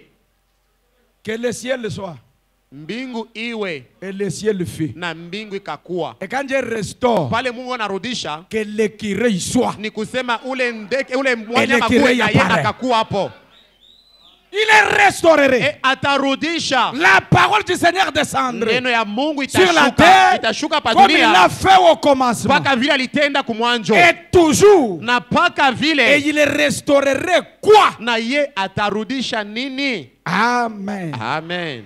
Qu'est-ce qui avait déclenché cela? Ni nini ilizala kule kurudisha, L'opposition à la parole. kule kupingana kuneno? Et qu'est censé faire Na yo itafanya nini? cet homme quand il vient, Ule mtu wakati atakuja, étant loin ye mwenye de kupakaliwa l'Esprit de Dieu, kwa ile roho ya Mungu, il ramène la foi anakuwa narudisha des imani enfants ya batoto au Père. kwa bale bababa. C'est tout. Ni kunamalizika C'est comme ça na njo vile qu'il restaure. njo vile anakuwa narudisha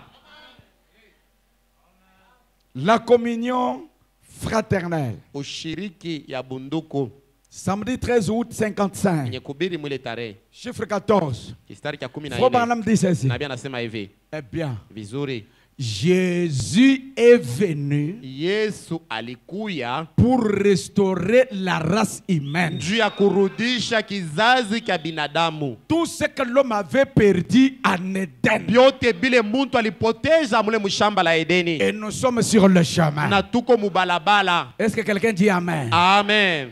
Pasteur, Pastori, cet homme-là, ule muntu ule, oh Jésus, oh Yesu, mais finalement qui sasa restaure. ule kona rudisha ni Non, c'est pour nani? te dire que Njoo ya kukwambia sema l'homme qu'on parle là, ule muntu tuko ce nasemea n'est pas l'homme qui fait les œuvres, haina huyu muntu njoo mais anatenda, l'homme est l'enveloppe, lakini muntu ni kifiniko, l'homme est le temple, muntu anakuwa ni hekalu, l'homme est le corps muntu ni mwili que Dieu ile utilise Mungu anakuwa pour anatumikisha restaurer. juu ya kurudisha. Amen. Amen. Et Élie Na Eli d'aujourd'hui, wa leo ce n'est pas Branham, haina Branham, mais c'est le Seigneur ni Bwana Jésus-Christ. Yesu Kristu ye mwenyewe. Frère Branham a fait sa part Nabii alifanya kazi et il yake, avait terminé. Et alishamaliza, quand il fallait maintenant que Élie na restaure, pale ilibidi Eli quand il fallait arudishe, restaurer pale ilibidi kurudisha l'église kanisa qui avait été détruite, yenyewe iliharibika. ça ce n'est pas Branham. Ile haina Branham. Branham Dieu l'avait dit, Branham Mungu alimwambia fais l'œuvre we fanya kazi d'un ya évangéliste. mupasha injili, Et Branham a fait l'œuvre d'un évangéliste. na nabii anafanya kazi yake. À un certain temps, Wakati moya il a prêché un message, anahubiri ujumbe, l'état présent asema hali de mon ya ministère. huduma wangu sasa Et hivi, les choses commencent na bintu binaanza d'une autre manière. munamuna Parce que ingine là, ce n'était pas juu Branham. pale haikukue tena nabii. Dans le message, j'essayais de rendre à Dieu Mwile ujumbe kupima kutumikia un service kazi, sans que ça soit la volonté de lakini Dieu. hiyo haiko mapenzi yake. Au chiffre 211, 212, Nabii anasema hivi, Frère Branham dit, nabii anasema avant que Jésus vienne, mbele ya Yesu ye kuya la première fois, mara ya kwanja Élie est venu. Eliya akakuja. L'élie de Malachie 3, ule Eli wa Malakia 3 c'est dit dans Matthieu 11. inasemewa mu Mathayo 11. Si vous pouvez le comprendre, Kama mnawezi kuielewa, c'est de lui qu'il ni est kwa dit, ajili yake ye njo bakasema, voici, moneni j'envoie mon messager devant minakuwa moi. natuma mujumbe Oh! wangu mbele yenu.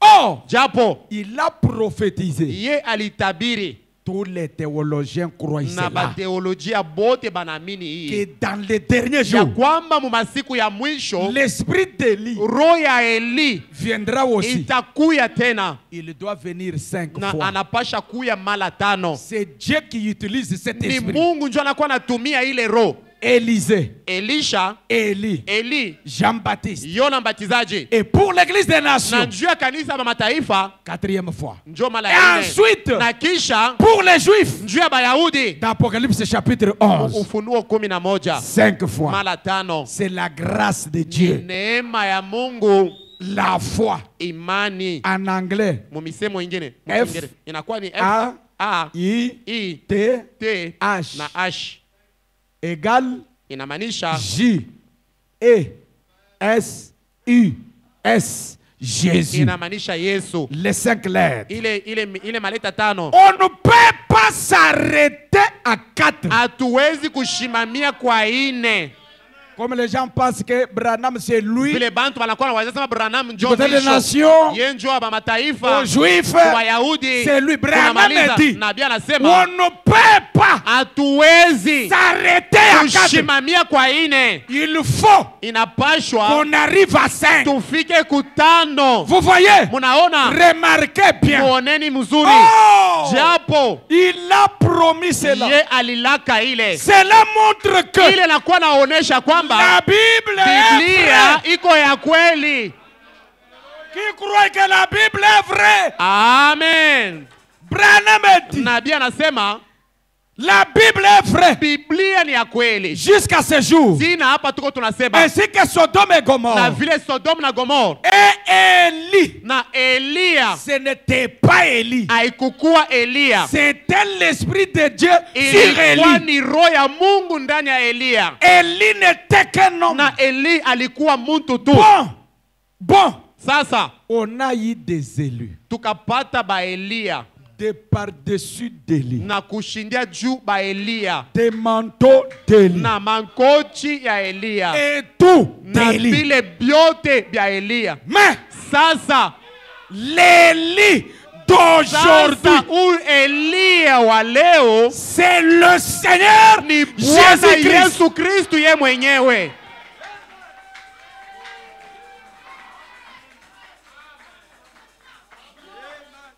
Quand tu regardes, Kama wewe unaangalia, qu'est-ce que toi tu vois? we uko naona nini? Oh, je vois un sauvage. Mimi naona De mtu mmoja Kentucky. wa kupori wa Kentucky. Tu as raison. Uko na sheria. Mais toi, qu'est-ce que tu Wewe as? pale unaangalia unaona sema ni nini? Oh, moi, j'ai vu Dieu dans la chair Mimi naona humaine. ni Mungu mwili wa mtu. Il a raison. Uko na sababu. Le problème, Mambo ni c'est ce que vous voyez. ni kile mecho yako iko naona. Branham dit, Na bien anasema l'Élie d'aujourd'hui, Elia wa leo c'est le Seigneur ni Jésus-Christ. Bwana Yesu Kristu ye mwenyewe. Il doit venir selon Luc 17:30. Anapasha kuya kufuatana na Luka 17. Le Fils de l'homme Mwana wa mtu doit se révéler parmi son peuple. anapasha kujifunua katika Pas taifa un yake. homme, Hapana mtu, Dieu. Mungu ye mwenyewe. Mais Lakini ça viendra itakuja à travers un prophète. kupitia nabii.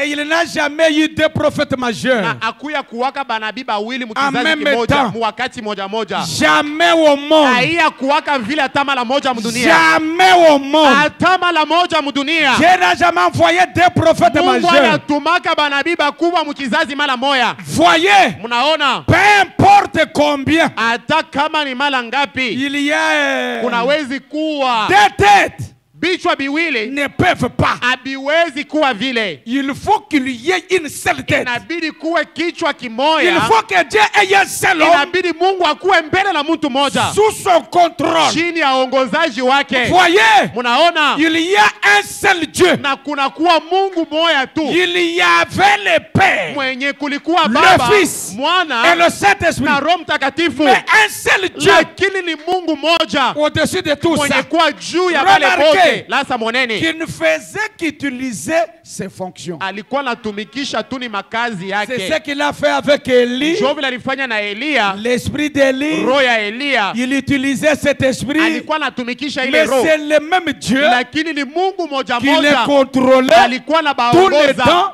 wakati pour yote accomplir sa parole. juu ya kutimiza neno yake. Alléluia. Amen. Alléluia. Amen. C'est pourquoi dans la foi de Marie, Ndio kwa maana muimani ya Maria prêché mwenye kubiri le 21 janvier 1961. ile tarehe, Prêché le mwenye 21 kuhubiri janvier ile tarehe, 61. nabii anasema, Frère Branham dit, nabii anasema quand vous regardez, kama mnaangalia qu'est-ce que vous en wewe dites? mko mnaona nini? Qu'est-ce que vous en dites? Mko mnasema nini? Il dit, eh bien, Asema vizuri 61-62.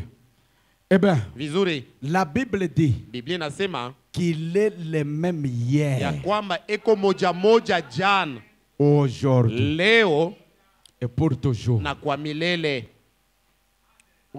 Aujourd'hui, quand nous disons là, ce n'est pas aujourd'hui. Pale tu kunasema leo, aina hii leo ya leo Ça, c'est le aujourd'hui de Paul. ilikuwa ni leo ya ile wakati ya Paulo. C'est Paul qui a écrit Hébreux 13. Paulo ndio aliandika ile Ibrania Il 13. disait aux gens, il est le même hier. Alikuwa anaambia bantu asema eko moja moja jana, Aujourd'hui. leo. Aujourd'hui, il est avec lui, Paul. Leo ni ile wakati yake ye, Et éternellement, na kwa milele dans notre âge. njoo mwi wakati shie tuko Avec Branham. na nabii. Amen. Amen. Et écoutez ce qu'il dit. Musikie vile anasema. Et le livre des Hébreux dit Asema na kitabu cha Waebrania kinasema qu'il est le souverain sacrificateur ye anakuwa mkoani mkubwa qui peut compatir mwenye anawezi kusikia à nos faiblesses. kwa ile maudhaifu yetu yote. C'est pourquoi Frère Branham a prêché un message. Nikusema nabii alihubiri.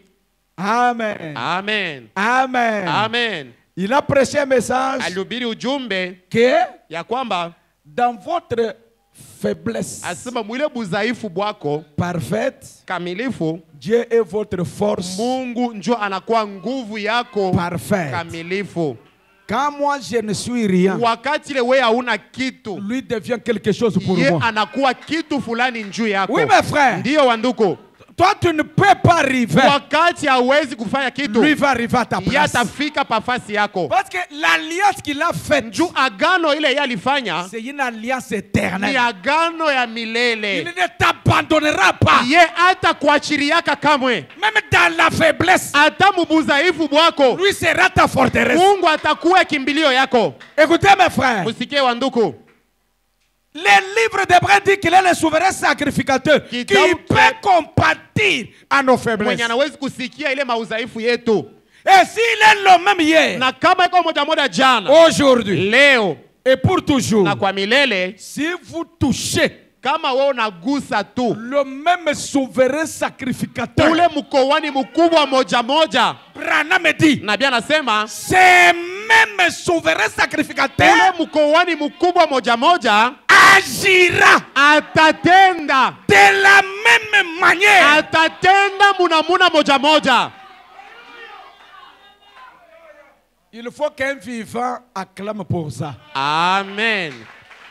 De la même manière Munamuna moja moja. que la femme à la perte de sang l'avait touché. Ule dada alikuwa anapoteza damu, alimugusa, Elle a touché aligusa Yesu et quelque chose s'est passé. na kitu fulani kilipitikana pale Elle pale, avait touché le souverain sacrificateur. aligusa ule mkoani Et mkubwa, Branham dit, na nabii anasema le même souverain ule sacrificateur, mkoani mkubwa moja moja, quand on le touche aujourd'hui, wakati unamugusa tena il leo agira atatenda de la même manière. mpaka mwile namuna moja moja. Montrez-moi là où il a changé. Sasa munyonyeshe kwenye alibadilika, Moi, je vous montrerai mimi nitamionyesha là où il n'a jamais changé. basi ile ye ayabadilika kamwe,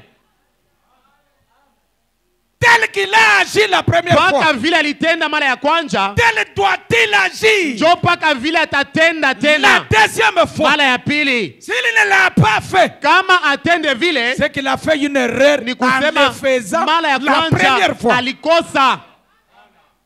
Est-ce que nous prêchons aux vivants? Sasa tuko na hubiri bantu wenye kwa naisha. Nous prêchons l'église du Dieu vivant. Amen. Est-ce que tu fais de cette réunion une réunion de réveil? Hii amsho inaweza kuwa hii ibada. Amen. Amen. Écoutez, Msikie. s'il ne l'a pas fait, Kama ye c'est akutende, qu'il avait fait une erreur kusema ye alikosa wakati en alitenda. le faisant la première fois. Mukutenda mara yake ya kwanza. S'il s'est révélé Kama ye alijifunua lui-même ye mwenyewe aux Juifs kuba Yahudi et aux Samaritains na kuwale wa Samaria, en tant que Messie, Yesa Masia, discernant les pensées de leur esprit, mwenye kwa nafafanua mawazo yenye kwa ndani ya maroho en yabo, leur disant qui ils étaient, mukubambia kwamba kile boba alikuwa ou plutôt ce qu'ils étaient, au kile balikuwa et ainsi de suite comme cela, na vile ou bilifuata quelque chose qu'ils avaient au fait. kitu kenye balitenda mwile wakati. Combien savent que c'est la vérité? Bangapi banajua kwamba ni ukweli? Pas toi. Pour toi, ce n'est pas la vérité. Juu ya kwa iko ukweli. Combien savent que c'est la vérité? Bangapi banajua kwamba ni ukweli? Oh, nous parlons de la restauration. Tuko nasemea kurudishwa. Il faut que chaque vérité soit restaurée. Inabidi ukweli wote urudishwe. Combien savent que c'est la vérité? Amen. Que c'est la vérité de la Bible. Ya kwamba ni ukweli ya Que Biblia. c'est ainsi qu'il s'est Ya révélé. kwamba njoo mwile na mula alijifunua. Eh bien, Na sasa si c'est ainsi kama biko vile qu'il a révélé cela aux Juifs alifunulia ile Bayahudi et aux na kwa Samaritains, wale wa Samaria, il doit, kumbe anapashwa, c'est une obligation, inakuwa ni mapasho kwake. pas qu'on le supplie, Haina kwamba tunakuwa na mlomba, il doit anapashwa révéler cela kufunua ile aux gentils. kwa aba ba mataifa. Sinon, Kama shifanye vile, il leur a mal révélé cela. kumbi alibafunulia mubaya. Comprenez-vous ce que je vais dire? Amen. Branham a dit, Nabii anasema maintenant, sasa hivi tous ceux qui croient cela, bale bote benye kwa naamini ile, levez la main. we nyanyua mkono yako tu. Que Dieu vous bénisse. Amen. Vous avez levé et vous-même vous êtes debout. Na unanyanyua na Que Dieu vous unashima. bénisse. Mungu akubariki. Quelque chose va se passer. Kitu fulani kitafika. Attendons-nous à ce que quelque chose se passe. Tuchunge tu ya kwamba anawezi kutenda. Je peux m'arrêter même ici. Mimi nawezi kushimamia hata hapa. Parce que je ne vois pas pourquoi je dois encore parler. Jumishone juu ya nini napasha kuendelea kusema. Est-ce qu'il y a quelqu'un qui sent que la cible tient déjà? Amen. Tu y étais venu pourquoi? Ulikuya hapa juu ya nini? Touche Gusa tu les souverains ule sacrificateurs. mkoani mkubwa. Et il agira Na ye atatenda. de la même. Atatenda paka munamuna moja moja. Vous savez mes frères, Unajua wanduku, non seulement la femme qui avait la aina perte de paka sang, ule dada alikuwa anapoteza damu, même la prostituée, hata ule kahaba elle est venue là alikuya pale mbele yake pour aller puiser de l'eau. juu ya kwenda kushota mai. Une Samaritaine. Ule Msamaria. Est-ce que nous sommes ensemble? Amen. Et elle descendait à quelle heure? Alikuwa na shuka, ilikuwa ni saa ngapi? À 11 heures. Ilikuwa ni saa 11. L'heure où les femmes normales Wakati ile balamuke benye kujeshimia sont au travail. beko mkazi, Elle est en train de dandiner, ye eko na tuntuka, eko nenda, en train de chercher les eko maris. nenda kutafuta babwana. Nous sommes ensemble. Amen. Nous sommes ensemble. Amen. Des vraies femmes ne peuvent pas aller puiser de l'eau à 11 Banamuke heures. bakweli abaizi kwenda kushota mai Elles mule puisent wakati. de l'eau le matin. Banashotaka ni asubuhi sana, Après, elles commencent les travaux. kisha banenda kwanza makazi. Si l'eau diminuait, Kama mai inapunguka, le ni soir, magharibi elles puisent de l'eau. batenda kushota tena. Mais les femmes prostituées, Sasa bale banamuke bakahaba, le matin, elle est là. asubuhi eko pale, Elle ne travaille pas. yashitumikake lwake. Arrivée à 11 Saa heures, ya 11 elle commence à aller. jo anaanza kwenda sasa. Parce qu'elle sait qu'à cette heure, il n'y a pas beaucoup de gens. Asha kujua sema hii wakati hakuna batu mingi, Je peux rattraper un homme. anawezi kupata kwa bwana. Elle, quand elle marche, Ye pale ko natembea, elle a toute son intention d'attraper un ye homme. mawazo yake yote ni ya kubamba banaume. J'aimerais que life, Mimi napenda life, partout où tu marches, fasi yote anakuwa napita ait les intentions kuya tu na ile mania d'attraper Jésus. ya kubamba Yesu. Écoutez, Musikie, elle est dans le dîner là. Elle dit, alikuwa iko nenda mkusema, vous savez que ce n'était pas facile. Hein? munajua kwamba ekukwe mwepesi. J'ai le frère Branham. Nilisoma nabii, Excusez-moi. munirumie eko. Ne m'arrêtez pas. Je vais arrêter. Mimi nitashimamisha. Ce n'était pas facile. Haikukuwa mwepesi. J'ai lu Frère Branham Nilisoma nabii que Jésus a discerné asema Yesu alifafanua mawazo qu'il aura une mission avec une femme. ya kwamba atapata kazi na mwanamke fulani. Elle a renvoyé tous ses disciples. Akafukuza watume wake wote. Allez au village chercher le vivre. Mwende mumukini mkatafute chakula. Lui s'est assis à Anabakia la piscine. Là. anekala pale pa kishima. Frère Branham dit, Ndugu Branham anasema quand maintenant les disciples montent, wakati pale batume banaanza kupanda, et voient une femme banaona tu mwanamke mmoja qui descend la scène. eko na shuka ye mwenyewe. Les autres sont entrés dans la brousse Bengine banaingia mpori baenda kufuchama. pour suivre Juu si ya kuona sema quand la femme là sera au pale bout, ule mwanamke atafika tu kishima, qu'est-ce qui va se passer avec ni les nini célibataires. tapitikana na bambalaka. Et quand la femme arrive, Pale ule mwanamke anafika, Jésus la regarde. Yesu anamwangalia. Bonjour. Amjambo, Est-ce que tu peux me donner de l'eau? hautanipatia kwa mai? Ça commence. Njoo bio bile binanza. Ne vous attendez pas toujours à une mauvaise chose. Mushangarie paka sema mambo itakuwa paka mubaya. Tout le monde n'est pas venu sur la terre pour faire le mal. Bantu bote bakukwepa dunia njoo kufanya bubaya. Tu vois ton pasteur avec une femme, Unaona pastori na mwanamke fulani, tu commences à raisonner unaanza kufikiri qu'il doit faire mal. anaweza kuwa ni bubaya na Non, mes tapafanya. frères. Haiko vile wanduku. Il a été envoyé pour aller vers les mauvaises femmes, Alitumiwa njoo kwenda Et kwa de mwanamke mauvais baba- hommes. na banaume babaya pour les amener à la juu ya restauration. kubaleta kukurudishwa. Non, frère, Nduku, j'ai vu le pasteur avec une femme nilimwona manquée. Ce pastori na mwanamke mwasha vala kaputula. n'est pas grave. Haiyakuwa mambo, Il est au travail. eko mukazi. Tout le monde ne fréquente pas la femme pour tomber. Bantu bote bawezi kutembelea mwanamke njuu ya Mais kuanguka il y a des naye. gens qui fréquentent les femmes pour les Na restaurer. kuku bale banawezi kubatembelea njuu ya kubarudisha. Jésus a dit, donne-moi de l'eau. Mungu wa Yesu asema unipe mai. Asema ye ule anaanza kumlomba mai. Ye ule. Ye ule. Toi, juif, We Muyahudi, tu me demandes moi, unenilomba mie mai. de l'eau à boire. Mai ya kunywa. Moi, il y a une Samaritaine. Mie wa kusamaria. Si Jésus l'avait demandé de l'épouser, elle n'allait pas dire qu'il était juif. Kama Yesu alimwambia sema napenda kumoa, ashikwezi kumwambia sema niko wa kusamaria. Mais pour l'eau, Lakini njuu ya mai, toi, tu es juif. wewe uko Myahudi. Jésus a dit, ok. Yesu asema ndio, Mais lakini si tu connaissais. kama ulijua. Quoi? Kama ulijua nini? Quoi? Kama ulijua nini? Si tu connaissais quoi? Les dons. Kama ulijua zawadi. Les dons et Dieu. Zawadi ni Mungu. Si tu connaissais Kama ulijua les dons de Dieu zawadi ya Mungu et la personne na muntu qui te demande à boire, mwenye kwa na kulomba mai, d'ailleurs c'est toi kumbi ni wetu qui allais lui njo demander de l'eau. ulipasha kumuomba maji. Parce que c'est lui qui boit de cette Nju eau. mwenye kwa na kunwa hii mai Aura encore soif. atakuwa tena na hamu. Mais l'eau que moi je donne Lakini mai ile mimi nakuwa naleta jaillira yo itachamuka jusque dans la vie sita éternelle. uzima wa milele. C'est pourquoi moi j'ai dit, Njo kwa maana mimi nilisema en croyant ce message, mkuamini hii ujumbe je ne mourrai pas pour aller en enfer. sitakufwa njuu ya kwenda mugehena. Au nom de Jésus. Mujina la Yesu, Même si j'ai fait une erreur, hata kama mimi nakosa, Branham me dit, nabii anasema j'aime quelqu'un qui tombe, mimi napenda mtu mwenye kama anaanguka Il se met debout. kisha anashimama, Et il continue anapuputa la marche. manguo, anaendelea tena. quand j'ai cru, Kama mimi wakati niamini il y a de l'eau qui jaillissent sur moi. kuko mai kule nimwangikia Jusqu'où? tina wapi? Jusque dans la vie Tina éternelle. muzima wa milele. Est-ce que tu le comprends de cette Asa manière? huku naelewa mwile na munao. Dieu ne peut pas sauver Mungu ashiwezi une kokoa personne aujourd'hui muntu leo et la perdre kisha demain. kesho anamupoteza. Jamais. Abikala keko Ce n'est pas Dieu. haina Mungu Quand ule. Dieu t'a sauvé, Kama Mungu tu anakokoa, es sauvé. anakokoa kwa Et milele. les sauvés disent Amen. Amen. Que ceux qui sont sauvés disent Amen. Amen. Et frère Branham me Na dit, nabii anasema maintenant, sasa hivi cette femme huyu mwanamke avait déjà 5 maris. alikuwa na babwana batano. C'est la Bible qui le dit, non? Ni Biblia ndio anasema vile.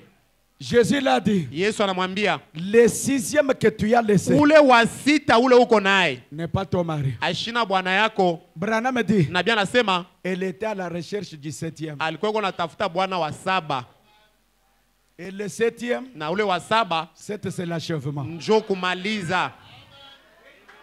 L'église, Kanisa au premier âge de l'église, kizazi cha kwanza elle n'était pas satisfaite. haikuwa yenye Au kutosheka. deuxième âge, Kizazi cha pili, troisième âge, cha tatu, au quatrième âge, cha ine, cinquième âge, cha tano, sixième cha âge. sita, On arrive au septième âge. nafika mukizazi cha saba, La pierre descend. ile jiwe inashuka. 7, Saba c'est le dernier mari. inakuwa ni bwana wa mwisho. C'est pourquoi Njo kwa maana l'élite d'aujourd'hui, Eliya wa leo ce n'est pas Branham, haina Branham, hapana, c'est le Seigneur ni Bwana Jésus Yesu Kristu ye mwenyewe. C'est pourquoi vous avez vu les gens sont allés adorer Njo kwa maana Branham. mliona bantu wanaenda kuabudu Parce qu'ils nabii. n'ont pas le Ni discernement. juu abana na ufunuo C'est ce que l'écriture a ya dit. kile andiko inasema. Quand Branham faisait tout ça, Wakati nabii alikuwa ce anafanya vile n'était vyote, pas Branham. haikukuye ni ye, C'était Jésus ilikuwa ni Yesu dans Branham. ndani ya nabii. Si vous avez déjà lu le message, Kama mlishasoma ujumbe la substance foi. ile wanaita imani ya kupapasa, Branham dit au chiffre 100. nabii anasema kule 100, Il dit que les enfants d'Israël, anasema Bayahudi lorsqu'ils ont été délivrés, wakati balifunguliwa, était-ce Dieu ilikuwa ni Mungu ou Moïse au ilikuwa ni qui Musa a délivré ule Israël? alifungula Israeli? Et Branham répond Nabii anajibu il dit que c'était Dieu ilikuwa ni Mungu dans Moïse. ndani ya Musa. Dieu sans l'homme, il n'agit pas. Mungu kama muntu anako atatenda. Même pendant que nous parlons de la Hata restauration, hapa tuko nasema kurudishwa, Dieu ne restaure pas sans l'homme. Mungu ashitarudisha kama Pour Mungu que Dieu te anako. restaure, Mungu akurudishe, il appelle un homme. ataita muntu, Il fait d'un homme son serviteur. anafanya ule muntu anakuwa mtumishi Il wake, éloigne. Il anamupakala, est loin. anapakaliwa, Il parle. anaenda Et la anasema, parole na sort. neno natoka, Ce n'est pas la parole de l'homme. haina neno C'est ya la parole Mungu, de Dieu. ni neno ya Et Mungu, ça restaure. jo inarudisha. Branham dit. Nabii anasema, Alors Jésus lui a na dit, sasa Yesu anamwambia le sixième que tu as n'est pas ule même wa ton mari. sita huko naye haina bwana La yako. femme a crié. Mwanamke analalamika, Ah! hey, On nous a appris balituambiaka que quand le Messie viendra, wakati Masia atakuya il ferait ces choses. ataanza kufanya bia Et hivi, Jésus a dit, na Yesu anamwambia je le suis moi qui te niko parle. ule mwenye kuwa nasemezana na we. Alléluia. Amen. Au dernier jour, Masiku ya mwisho, au temps de la fin, wakati wa mwisho, le même Seigneur Jésus Yesu Kristu moja moja devrait aussi faire alipasha tena kufanya la vile même vile chose. maneno moja Il moja, tourne le dos à l'église. anatuma mkongo kwa Il kanisa, discerne la pensée. anafafanua mawazo, Et il dit à l'église, na anaambia kanisa c'est le même ange ni ule malaika moja qui était moja chez Abraham. mwenye alikuwa kwa Ibrahimu, Avec les dos tournés à la na tente, ile mkongo yenye il kutuma a kuema, commencé à discerner akaanza kufafanua le cœur de Sarah. mawazo alikuwa ndani ya roho ya Et Sara, cet ange-là na ule malaika est ule le même qui se tient ici. eko moja moja anashimama hapa, Et pendant qu'il parle na là, pale kwa anasema vile, il dit, je vois une sœur. asema mimi naona dada fulani Tu viens de tel pays. unatokea muichi Tu fulani, es en train de prier. uko naomba, Ce n'est même pas pour toi-même, haina njia yako wewe mwenyewe, mais c'est pour ton mari uko naombea bwana yako, qui a le problème du dos. eko na mkongo eko nauma. Si tu crois Kama unaamini que le même ya ange kwamba ule malaika moja qui était chez moja Abraham, ule alikuwa kwa c'est Ibrahimu, le même qui te parle, ni yeye ndio anasemezana na wewe, ton mari sera guéri. bwana yako atapona. La femme crie Amen. Ule dada analalamika haleluya, Et quand elle retourne à la na maison, pale anarudia kunyumba, elle trouve son mari en marchant. anakuta bwana yake Elle ashakupona. demande, Anauliza, à quelle heure ni wakati kani tu as eu cette visitation? ulipata kule Et kutembelea? quand elle dit Na l'heure, pale anataya wakati, c'était l'heure où le Fils de l'homme ni ule parlait. wakati mwana wa mtu alikuwa anasema. Et Branham dit, Na nabii anasema les dons de Dieu zawadi ya Mungu trouvent toujours inapataka kila wakati leur place. fasi yayo. Croyez-vous que vous avez un don dans cette église?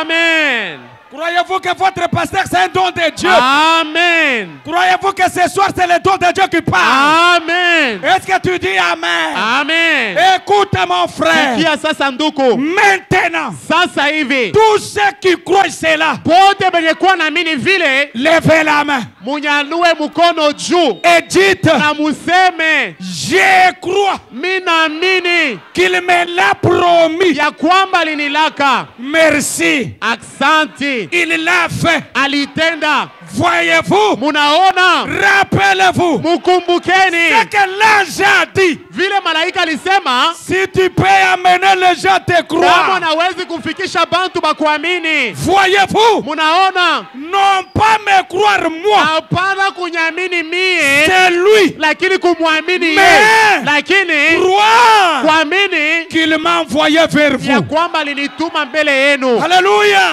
Amen. Maintenant, Sasa hivi priez muombe et touchez le souverain na sacrificateur. muguse ule mkowani mkubwa, Et s'il veut m'écarter na kama nawezi kulisia de cette pembeni estrade mbele ya hii mimbali pour vous parler, juu ya kusemezana na mweye, c'est à vous de juger. ni mweye njo mnapasha Si kuangalia c'est vrai ou pas, kama ni kweli au c'est hapana. à vous de juger. Ni mweye mwawe Si kuangalia c'est vrai ou non, kama ni kweli au hapana. maintenant, Sasa hivi détournez vos regards de moi mutoshe mecho yenu kwangu mie, en tant qu'homme mie sa muntu, et dites, na museme, Seigneur Jésus, Bwana Yesu, je suis dans les besoins. niko na hitaji fulani, Et n'essayez pas na hapana kupima de forcer la voix. kukankamansha ile Est-ce njia. que quelqu'un dit Amen? Mutu aseme amina. Il n'a jamais changé. Ye ashia badilika kamwe, Le même hier, eko moja moja, aujourd'hui, leo et na éternellement. kwa milele. Les dieux des apôtres,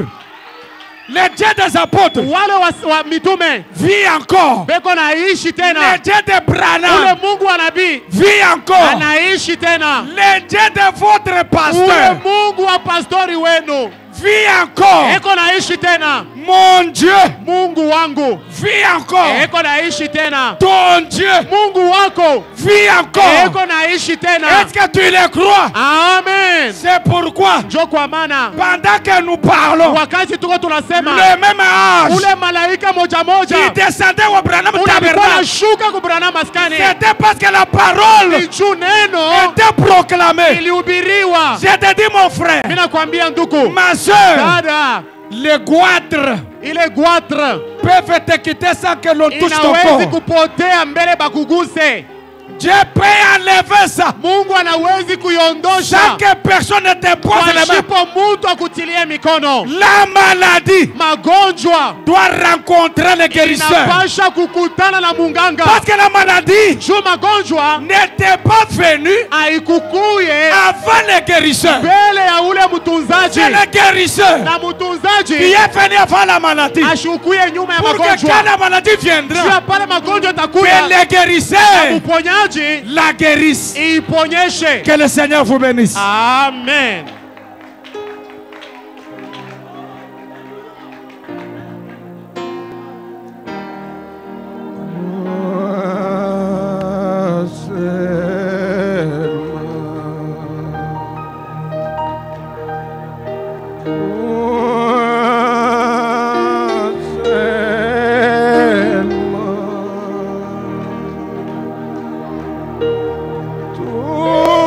Tout est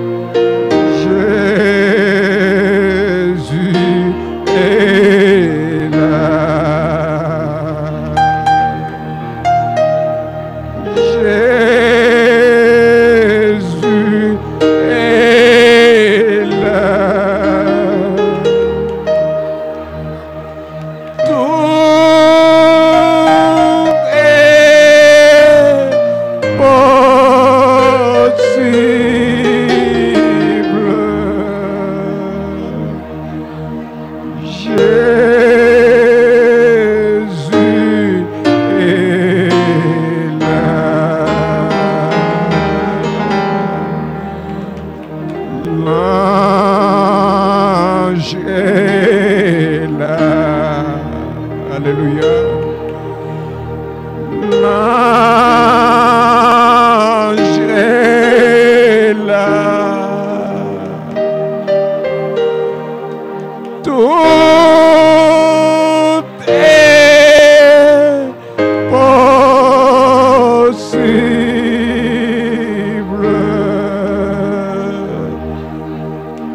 L'ange est là. L'ange est là.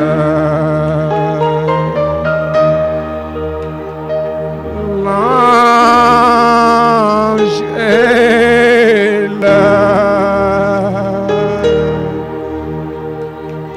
Tout est possible.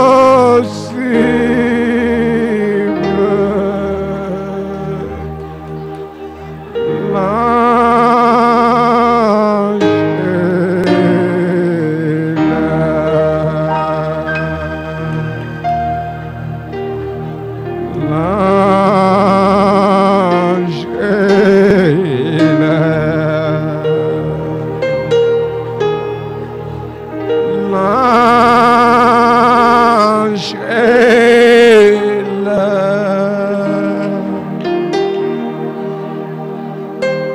Tout est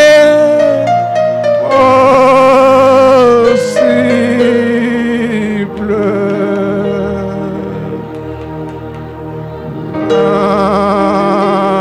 L'ange est là.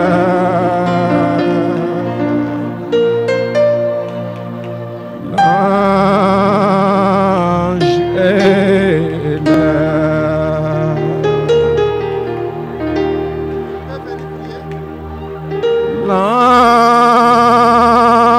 L'ange est là.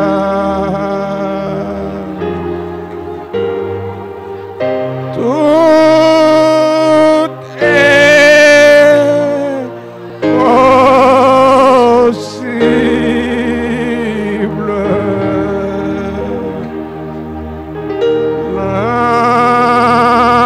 L'ange est là.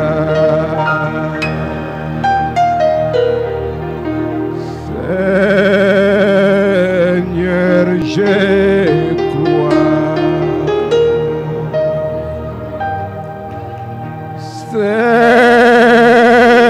Seigneur, je crois.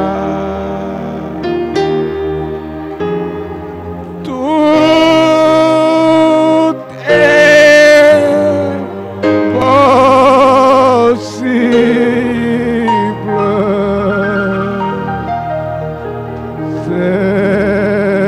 Seigneur, je crois.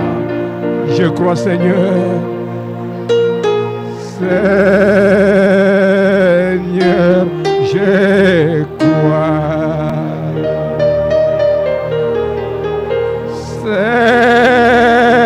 Seigneur, je crois. Tout est possible.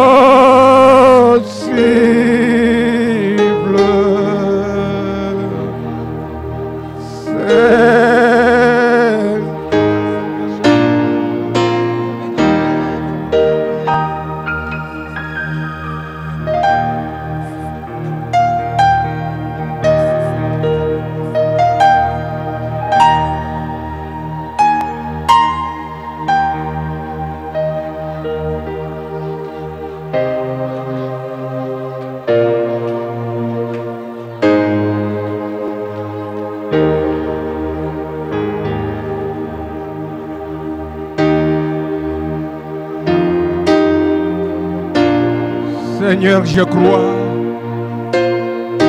L'ange est là.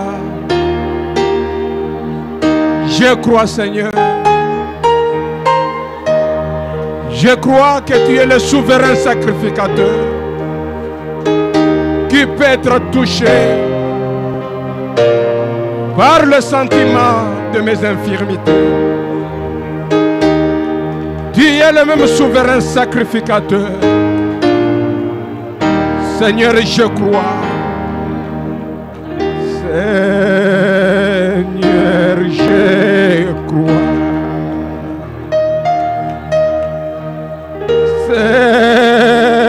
Seigneur, je crois. Tout est possible.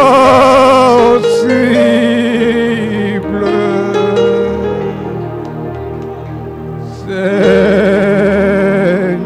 je crois. Seigneur, je crois.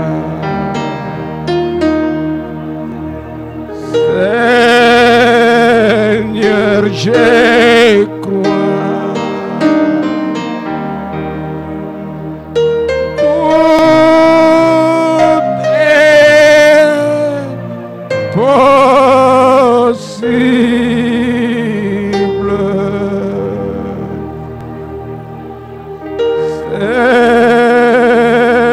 Seigneur, je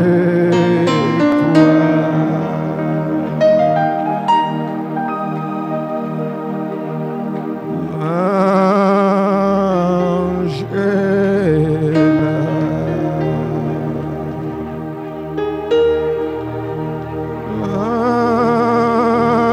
L'ange est là. Tout est possible.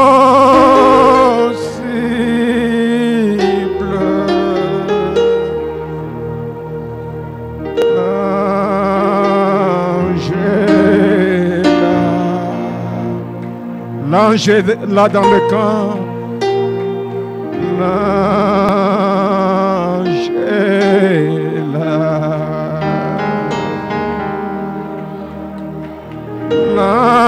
L'ange est là. Tout est possible.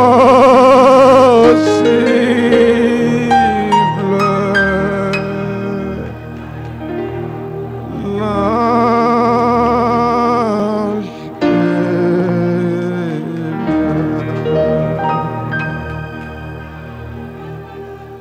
ma voix regarde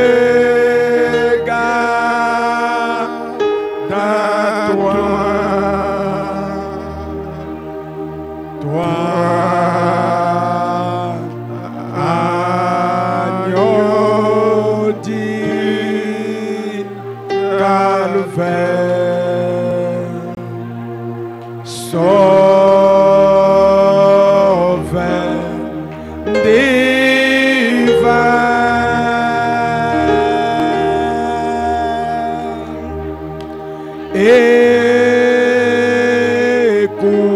Écoute-moi quand j'ai pris ôtez tous mes péchés. Oh, laisse-moi dès ces jours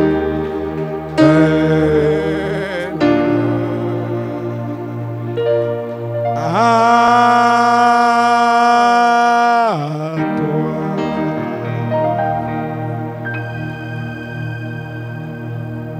Je vais dire à quelqu'un que cette visitation soit là pour toi, pour ta restauration.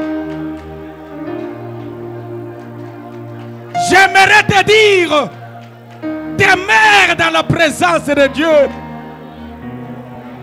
et fais de cette présence une permanence. Crois que c'est possible. Que celui qui l'avait fait pour les autres, qu'il le fasse aussi pour toi.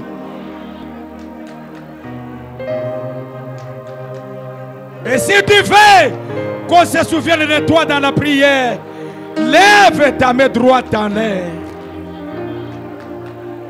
Pendant que nous allons offrir la prière, je réclame le silence dans la salle.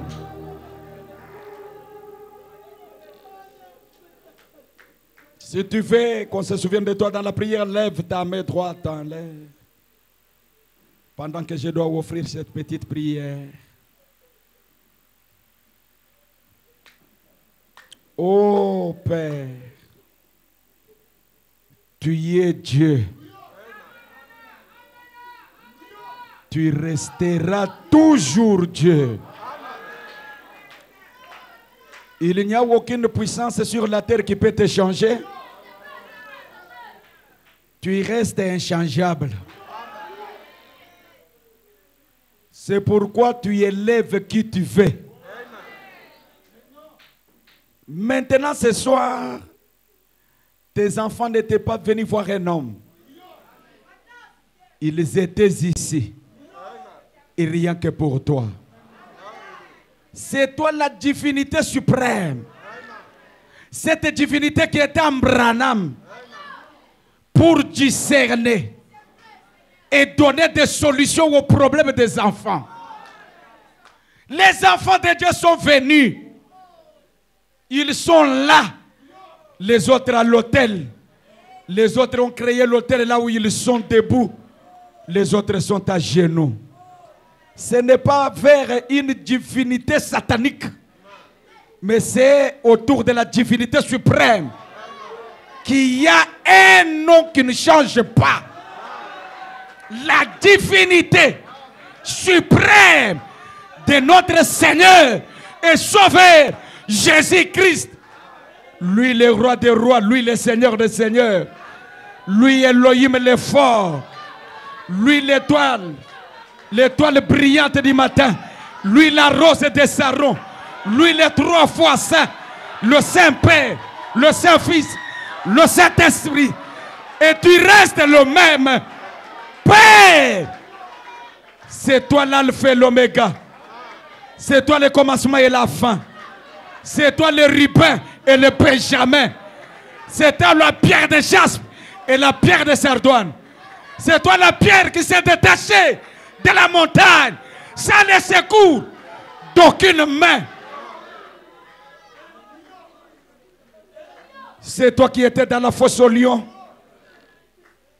avec oh Dieu bien-aimé, avec ton serviteur Daniel. C'est toi qui étais dans la fourneuse avec Shadrach, Meshach, Abednego. Quand toi tu y apparais, la mort change en vie.